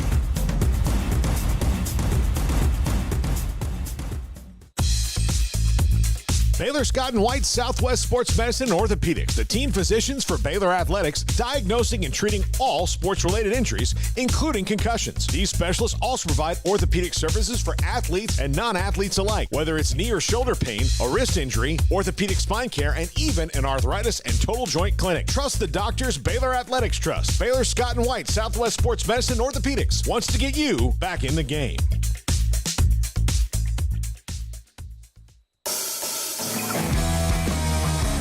Welcome back to 365 Sports, powered by Sikkim365.com. It's time for our weekly segment with John Machota of The Athletic, brought to you by Pioneer Steel and Pipe, where customer service is their main focus, and best in metal, steel, and pipe for large or small projects, with 2 locations in Waco and Bryan. Family owned and operated since 1943. John Machota of The Athletic. And we've talked a little bit today. I talked about it, John, before, that we are both excited about Keon Coleman coming to Florida State, and so that we'll just get that all right off the bat right now. So it's high times in Tallahassee in spite of a few down years. I mean, following a program for the most of my life that they've been one of the top 5 to 10 programs in recruiting high school players. And then all of a sudden that falls off over the last 5 or 6 years. I'm thinking that they dug themselves in a hole that you can't get out of. But then here comes this transfer portal thing that, as much as I'm a traditionalist and I hate it at sometimes, I have to give it all of the credit for getting Florida State back, because without the transfer portal, they would not have closed the gap as quickly as they did. So I understand that in college basketball and college football, a lot of people don't like the transfer portal. I can't complain about it right now. Not at all, John. All right, so Cowboys rookie mini camp has come and gone, and I know that Mike McCarthy wasn't there, so you probably got less out of it than normal, and it's a hard thing to kind of quantify anyway. But what kind of things did you glean from where they're lining guys up, or what they're trying to do with guys early on to get them situated into the systems of football, not just learning where the cafeteria is and the showers and all that? I mean, really, that's what this past weekend was all about, was learning all of the stuff you just said. As boring as that is, it really was this is the way we go through meetings. This is, how you carry yourself. This is, how we're going to do practice. this is, kind of the base for how we're going to be set up for fundamentals, workout schedule, things like that. This is how you're going to be a pro for the Dallas Cowboys. Because once they got on the field, we only had access to the one day, which was Saturday. And they only had access to at the Star, there's actually 3 fields that you can technically work on. You can work indoor inside of the Ford Center, or you can work on one of the 2 fields outside. One is grass, one is turf. Well, you couldn't work inside the Ford Center because they had the Country Music Awards on Thursday night, and that stuff was still up the next 2 days. And then you could only work on one of the fields outside because of the Country Music Awards took up an entire field, the entire turf field, with trailers for, musical acts and other, people that attended those awards. And so it was really just a walkthrough of, hey, this is how we do practice. Now, you did get to see some guys like DeMarvion Overshone, the 3rd-round pick out of Texas that's, going to be a linebacker. He's starting out, looks like at weak side. That's what he said, where Dan Quinn would like to start him. You've seen him doing a little bit on special teams, a little bit of deuce fun, trying to return punts and kicks and stuff like that. But again, they had helmets on, but they weren't going, full speed. They didn't have pads on or anything like that. So it's not one of those things where you're like, wow, look at Mozzie Smith, the 1st-round pick. He's going to be a terror on Sundays. Like, it just every year I feel like we see less and less from these rookies, unless you're one of these teams that draft high and you get a quarterback. Then of course, you're charting every throw and or even a top wide receiver or something like that. But I even remember rookie minicamp a couple years ago with Micah Parsons, and they just didn't put him through enough to where you'd be like, oh, just wait till you see this guy on Sunday. Watch how he rushes a passer. So, it's become so watered down that it really is rookie orientation. It isn't rookie minicamp anymore. So, what rookies do you think that they are, at least now, relying on to do something year one outside of Mozzie Smith?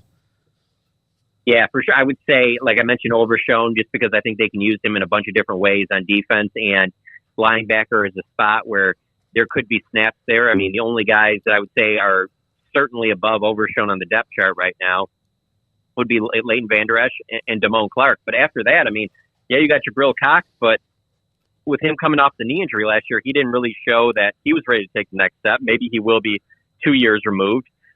So I think Overshone works into the mix there. And then I also think that Overshone will get all of those special team snaps that Luke Gifford was getting, who, Luke Gifford leaves in free agency, and he was their, the number one guy for their special teams the last 2 years in terms of the numbers of snaps. So I think Overshone makes an impact immediately. John Fossil is, obviously very excited to have him part of that unit.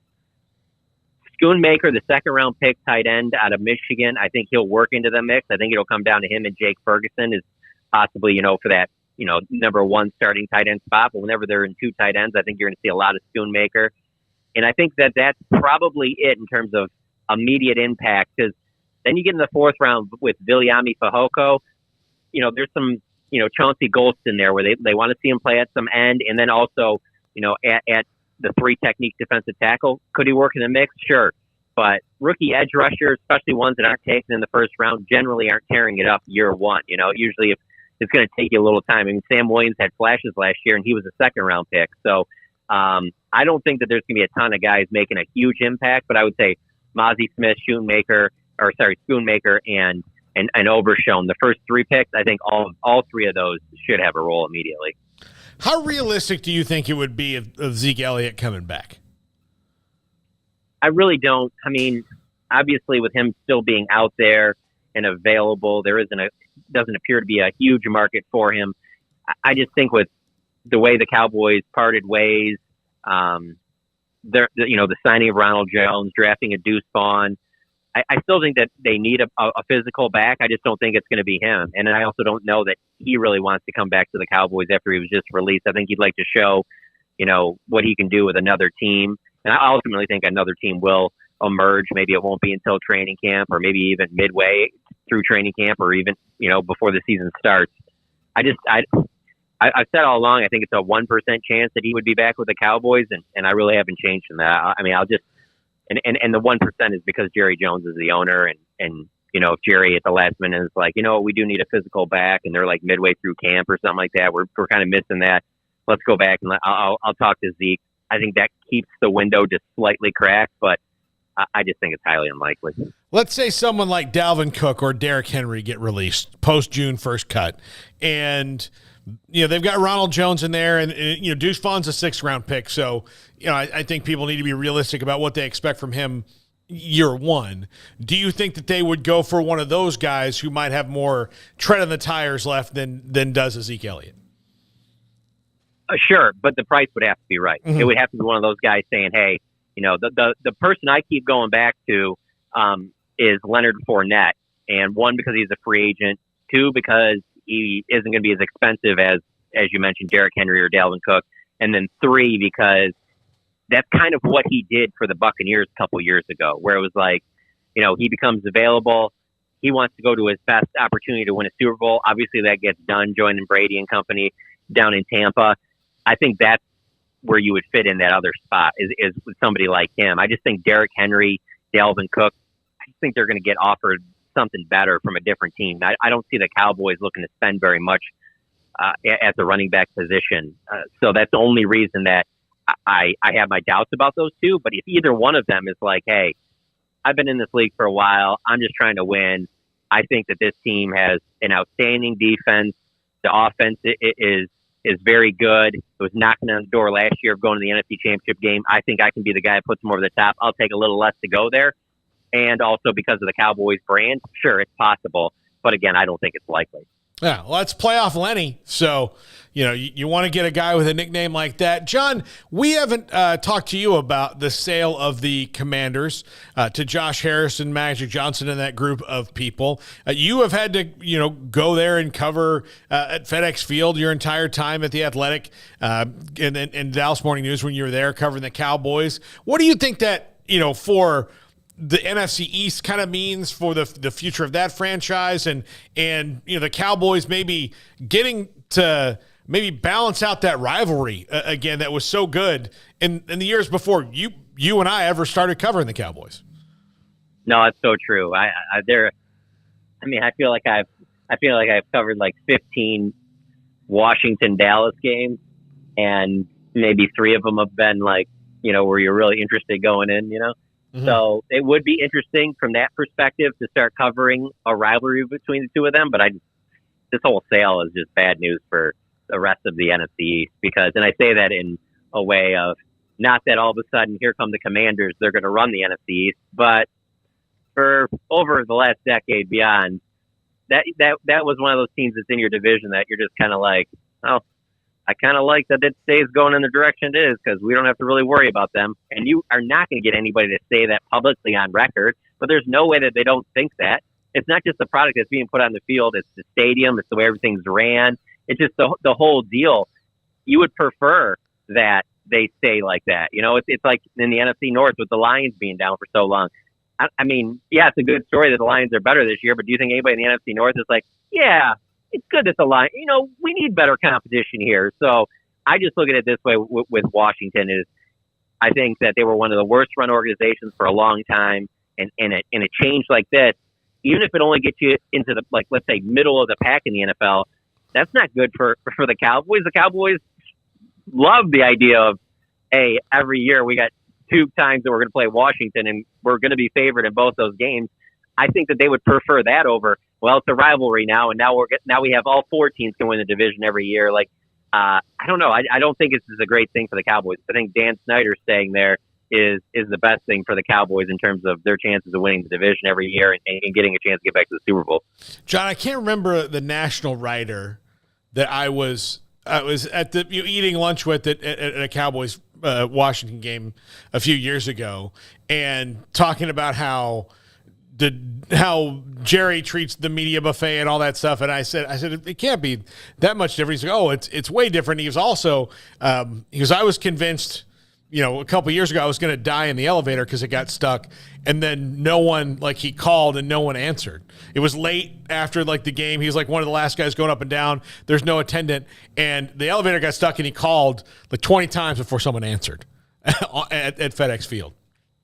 Yeah, none of that surprises me at all. So for me, I started covering the Cowboys 11, but I started traveling in 14. And so I've gotten to see just about every stadium. I got 4 left to go here. And I'd say the only one that I've been to that is worse than Washington would be Oakland. And obviously they lost their football team. but I think Washington is clearly the next one up. I mean, in all aspects, in terms of, people caring about the product, I mean, heck, you go back a couple of years to that railing falling down when Jalen Hurts was running back into the tunnel and almost, fans are falling on top of the Eagles franchise quarterback, all the pipes that have been, burst there and leaking on fans at the stadium. And then just the fact that no one's really even in the upper bowl at all. And I mean, this is a franchise that is, it's a pretty proud franchise. This isn't some bottom feeder, they're just happy to be here. I mean, there was a time when Washington was one of the better teams in the NFL for a while there with Joe Gibbs, and just to see it fall to as far as it did. I mean, that's why I'm saying, the chance of this next ownership group kind of, pumping some energy in there and bringing some life. I don't think it's going to take a lot for them to be able to do that. And then all of a sudden momentum starts going in the right direction. Let's say they get a stadium back in DC, more fans start getting on board, and more people that really just didn't want to support the team because of Dan Snyder. All those things are good for that franchise. And I mean, I just feel like if you're a Cowboys fan, I don't know why you'd want that. No, absolutely not. John Machota of The Athletic. John, we'll talk to you next week. Sounds good. Take it easy. John Machota of The Athletic with us here every week. Got tongue-tied there for a second. But, yeah, I'm curious as everybody. I love to hear stories. Brad Sham's the best to talk about it, Craig, and we've had him on before because they put the visitors' radio booth in the worst possible place. You can't see anything. And radio, you have to describe it for people because they're listening and you can't see anything on most of the field. So most of the game, Brad, when he's doing it, has to go to the replay booth, which is right next to it, and tell them not to shut the blinds in the window because it's the only thing he can do is watch their big screen for most of the game to tell people what's going on in real time. Yeah, that's I think it's pretty well established that place is a dump. He just hammered it home even further, but that's been known for a while. And now, like he said, it's kind of probably a bit disconcerting for some people who have relished in the fact that they have been so just in basically every single way that you could usually chalk up a win against Washington in any category. But now they actually have people who care about what they're doing and are actually professional. And Daniel Snyder, I'm sure, did some good things that he won't get enough credit for, but rightfully so, because he was a dirtbag in a lot of other different ways. And I think everybody who followed Washington was more than thrilled to see him no longer as the owner of the team. He made it hard to be a fan, and you got to be a really crappy owner to make it hard to be a fan of a franchise, given that what all you just, usually just gloss over or don't pay as much attention to not want to or not enjoy being a fan, not because of the losing, although that was on him to some extent as well, but just because the owner is such an unlikable guy. I mean, that's really another level of being the villain. And, I'm glad that he's out of there. He's far richer now. I mean, he can't win them all. Couldn't, take and empty his bank accounts, unfortunately. He had rightful ownership, so he walks away. But I do think that the ego part of it for him, what's money to him at this point? I mean, what were you going to do? Find him $2 billion? Well, he still got $4 billion. I mean, what was I going to do? But to sit there and say, no, you're not allowed to have that anymore. You're not allowed to have the childhood franchise that you grew up rooting for that was such a big deal to you. I think that hurts him pretty deep down. So I'm glad that there's at least something that, was able to penetrate that guy's armor and really kind of, bring it back, bring a little karma back his way. Yeah. You can't have it because you ruined it. Yeah, it's all his fault. It's entirely his fault. You ruined it. The thing that you loved more than anything else in the world, you ruined it. Yeah, there is some comeuppance there for Dan Snyder. The top 5 will not be dated when we come back, like it was yesterday. Stupid ACC. This is 365 Sports. Pizza, burgers, and Bears football. There's no place around Waco that serves them all other than Bubba's 33. Come show your green and gold and enjoy some of Waco's best food and beverages while watching your favorite team, the Bears. When real Bears fans get hungry, Bubba's 33 is the #1 spot for ice-cold drinks, hand-stretched, stone-baked pizzas, and bacon-infused burgers. Join us for indoor or patio dining. Bubba's 33, Waco's restaurant and proud supporter of Baylor Bears football. Sick 'em, Bears! Boozers is the wedding ring store and more. If you're ready to get engaged or already married and want to upgrade your wife's ring for a special anniversary, Boozers is the place to go. With the largest selection of premier quality diamond engagement rings and wedding rings in Central Texas. They have 7 cases with over 300 styles of rings from top designers like Natalie Kay. Choose from yellow, white, or rose gold, plus beautiful top quality loose diamonds. With an in-house jeweler, they can also custom make anything you want. Bring in a picture or drawing and let Boozers create your one-of-a-kind pendant or ring. They can even use some of your old gold and diamond jewelry to create something new. At Boozers, you'll find a great selection of quality timepieces, and Boozers is the place for expert watch maintenance and repairs too. They specialize in expert Rolex watch repair for fine jewelry, watches, custom work, and more. Go to Boozers on Valley Mills and Lake Air Drive in Waco. Boozers, the wedding ring store and more. How did Edward Jones become one of the biggest financial service companies in the world? By not acting that way. Financial strategies, one-on-one advice, it's a big difference. And that's why Brad Wilson, your Edward Jones financial advisor, makes sense of investing. Experience the difference for yourself. Brad Wilson, 250 Sharon Drive in Woodway, 254-776-4337. Edward Jones, member SIPC. With so many companies and policies out there, it gets so confusing shopping for insurance, and I never know if I'm getting the policy that's right for me. Luckily, I met the team at the Niche Group Insurance Agency. With the Niche Group, you can go to one company and get access to coverage options from many insurance carriers, and you get to speak to a real person about your specific coverage needs. With the Niche Group, I know I'm getting the right coverage at the right price. If you need insurance, talk to the experts at the Niche Group at 1-800-258-8302.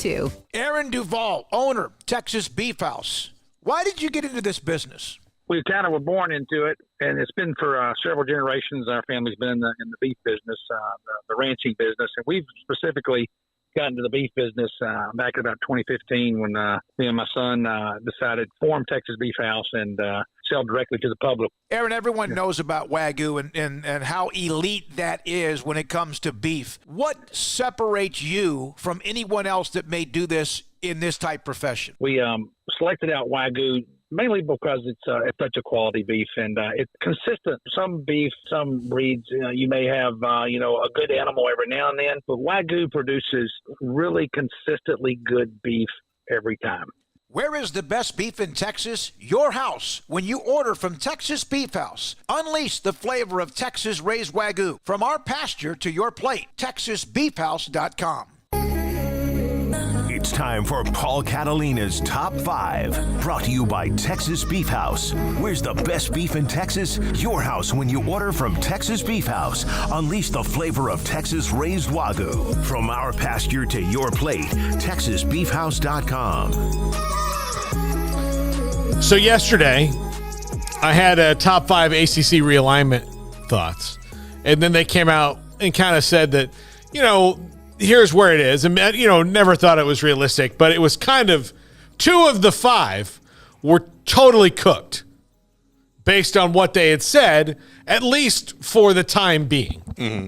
So, Garrett, I did not want to do that again. Monday, I did what I thought was a pretty well-received top 5 on some under-the-radar players from the Big 12 that are gone to the professional ranks currently as their undrafted free agents. And I thought I would do that for each of the Power 5 conferences. So here we're going to do the SEC. Okay. And there's a guy on this list that I'm very curious for your opinion about because he made one really, really big play at LSU. And you know that. But it's kind of even more than just that one moment. But number 5.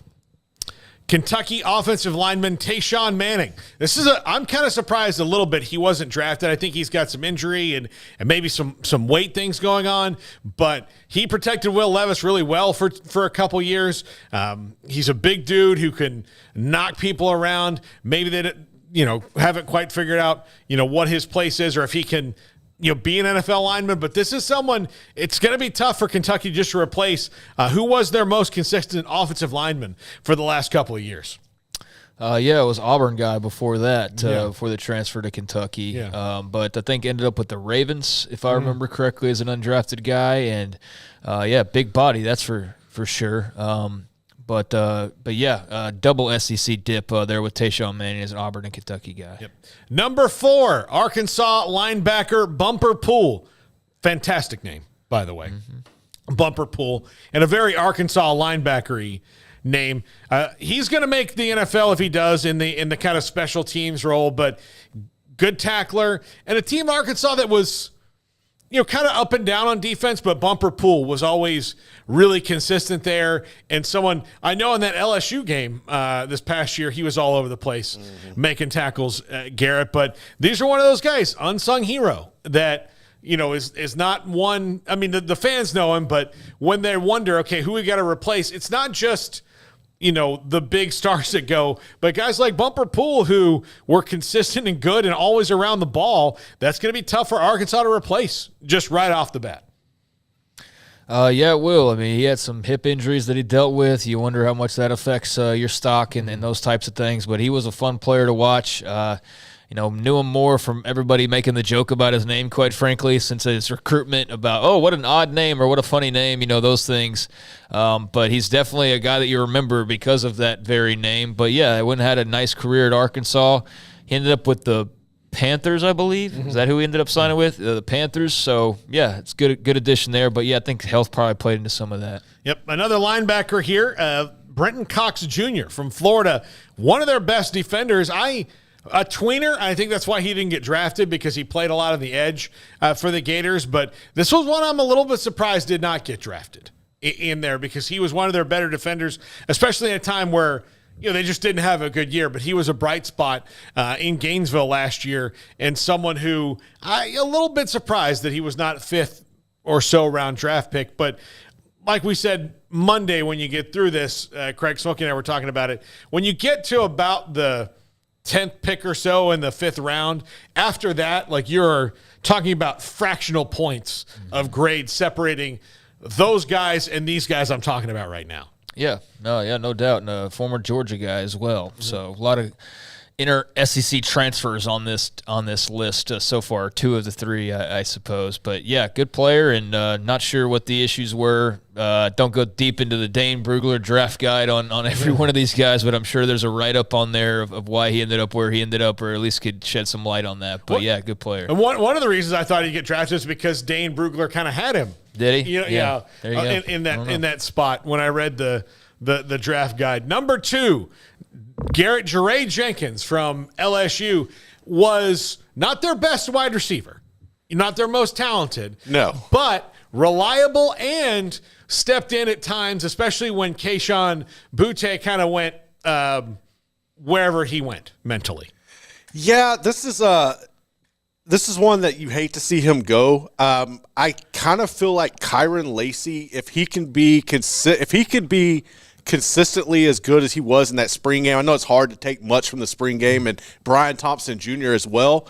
I think they can kind of fill that void, but this is a guy that you would definitely love to have back. But, yeah, I think he made a name for himself last year, and he was really their most reliable receiver. I know that for the tight end position, Mason Taylor did his thing, but Jaray Jenkins carried the load last year at the receiver position. Well, and if you remember, his biggest play ever was in the waning seconds catching the touchdown pass from Max Johnson that beat A&M and sent them to their, 1,000,000th 8-4. The balloons drop. Congratulations, you're 8-4 again. And a year where they thought they were going to be improved, they lost to it. That was Ed Orgeron's swan song, right? Yep. Yeah. So the coach has been fired, and LSU is retooling everything. A&M should win that game. And here's Jaray Jenkins at the end as they just went right down the field, catching that touchdown pass. So. Don't have anything on Jenkins. Leave it where you guys left it. But Brenton Cox, I think this sheds a little light. Dismissed from Georgia for arrest on marijuana possession after a freshman year. Also known as a bad apple in the locker room, as a Sports Illustrated story pointed out back in 2019. Sat out 2019 because of transfer. Landed at Florida.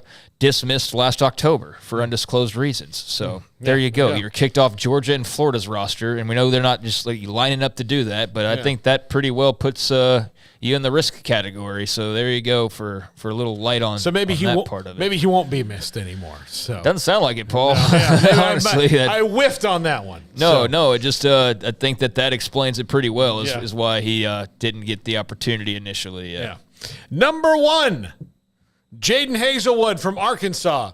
Not surprised he was not drafted because he's a big guy and not particularly fast. But especially this year for Arkansas, when you need that 50-50 ball in the end zone, and you've got a really good quarterback in KJ Jefferson, the guy just, tough to stop and can make a lot of plays, but who's going to be the guy he throws it up to when they've got to have that first down or they've got to have that touchdown or that conversion late? That is going to be someone I believe they're going to miss because, guys who are 6'5", 6'6", what he is and is big and a matchup problem, just don't have them. Unless you're in Tallahassee. Yeah. They have a lot of them. But man, y'all better win some games this year. I'm going to be roasting the Knowles, man. I'm going to tell you right now, brother. No, they better. They absolutely. They cannot lose to Clemson this year. They're spending way too much money. Way too much money to lose to Clemson. I mean, here's a guy he's mostly an OU guy. Watched him at OU, and he was fine. He was totally fine. Was not somebody that I felt like lived up to the recruiting hype. Ends up at Arkansas, had his best year of his college career probably. I mean, I don't know about all the little intangible things, but numbers-wise, he, found the end zone, picked up some yardage, was not, to be confused with a Bolitnikov candidate or anything, but a good player, good size, as you mentioned, height-wise.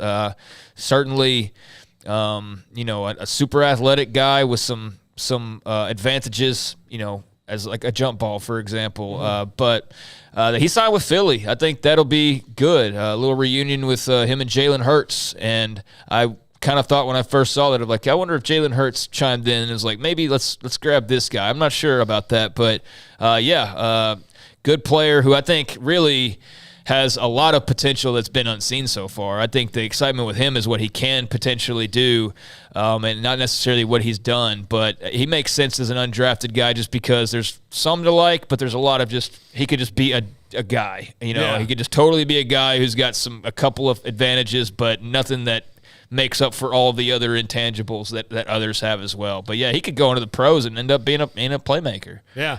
Again, he's got something that you just don't make. I mean, he's just big. So there we go. So 4 of the 5 are right, but Brenton Cox Jr. It was explained as to why he's not getting that opportunity as quickly as he would like. Yeah. I don't know. I can't believe it. Usually my friends revel in when people get dismissed from the Gators and didn't inform me. But apparently a lot of where was he before? Georgia. Apparently a lot of Georgia fans were having fun with the fact that he went undrafted. That could be just the worst of the worst crowd and 2 guys that tweeted 20 times a piece or something. But, yeah, I think some Georgia fans had some fun with the fact that he went to Florida, their big rival, and then did not get drafted. So there you go. All right, that's going to do it. That's the top 5. We've got look at Jack. Looks so dapper tonight. I thought it was James Bond walking in for a second. Absolutely. 10 seconds later, he doesn't get the joke made about him. That's all he had. That's going to do it for us. Thanks to Rob Bolton, Rob Thompson, and John Machota. Full crew back again tomorrow. This is 365 Sports. Sports Night coming up at 10:30 on the CW. Good night, everybody.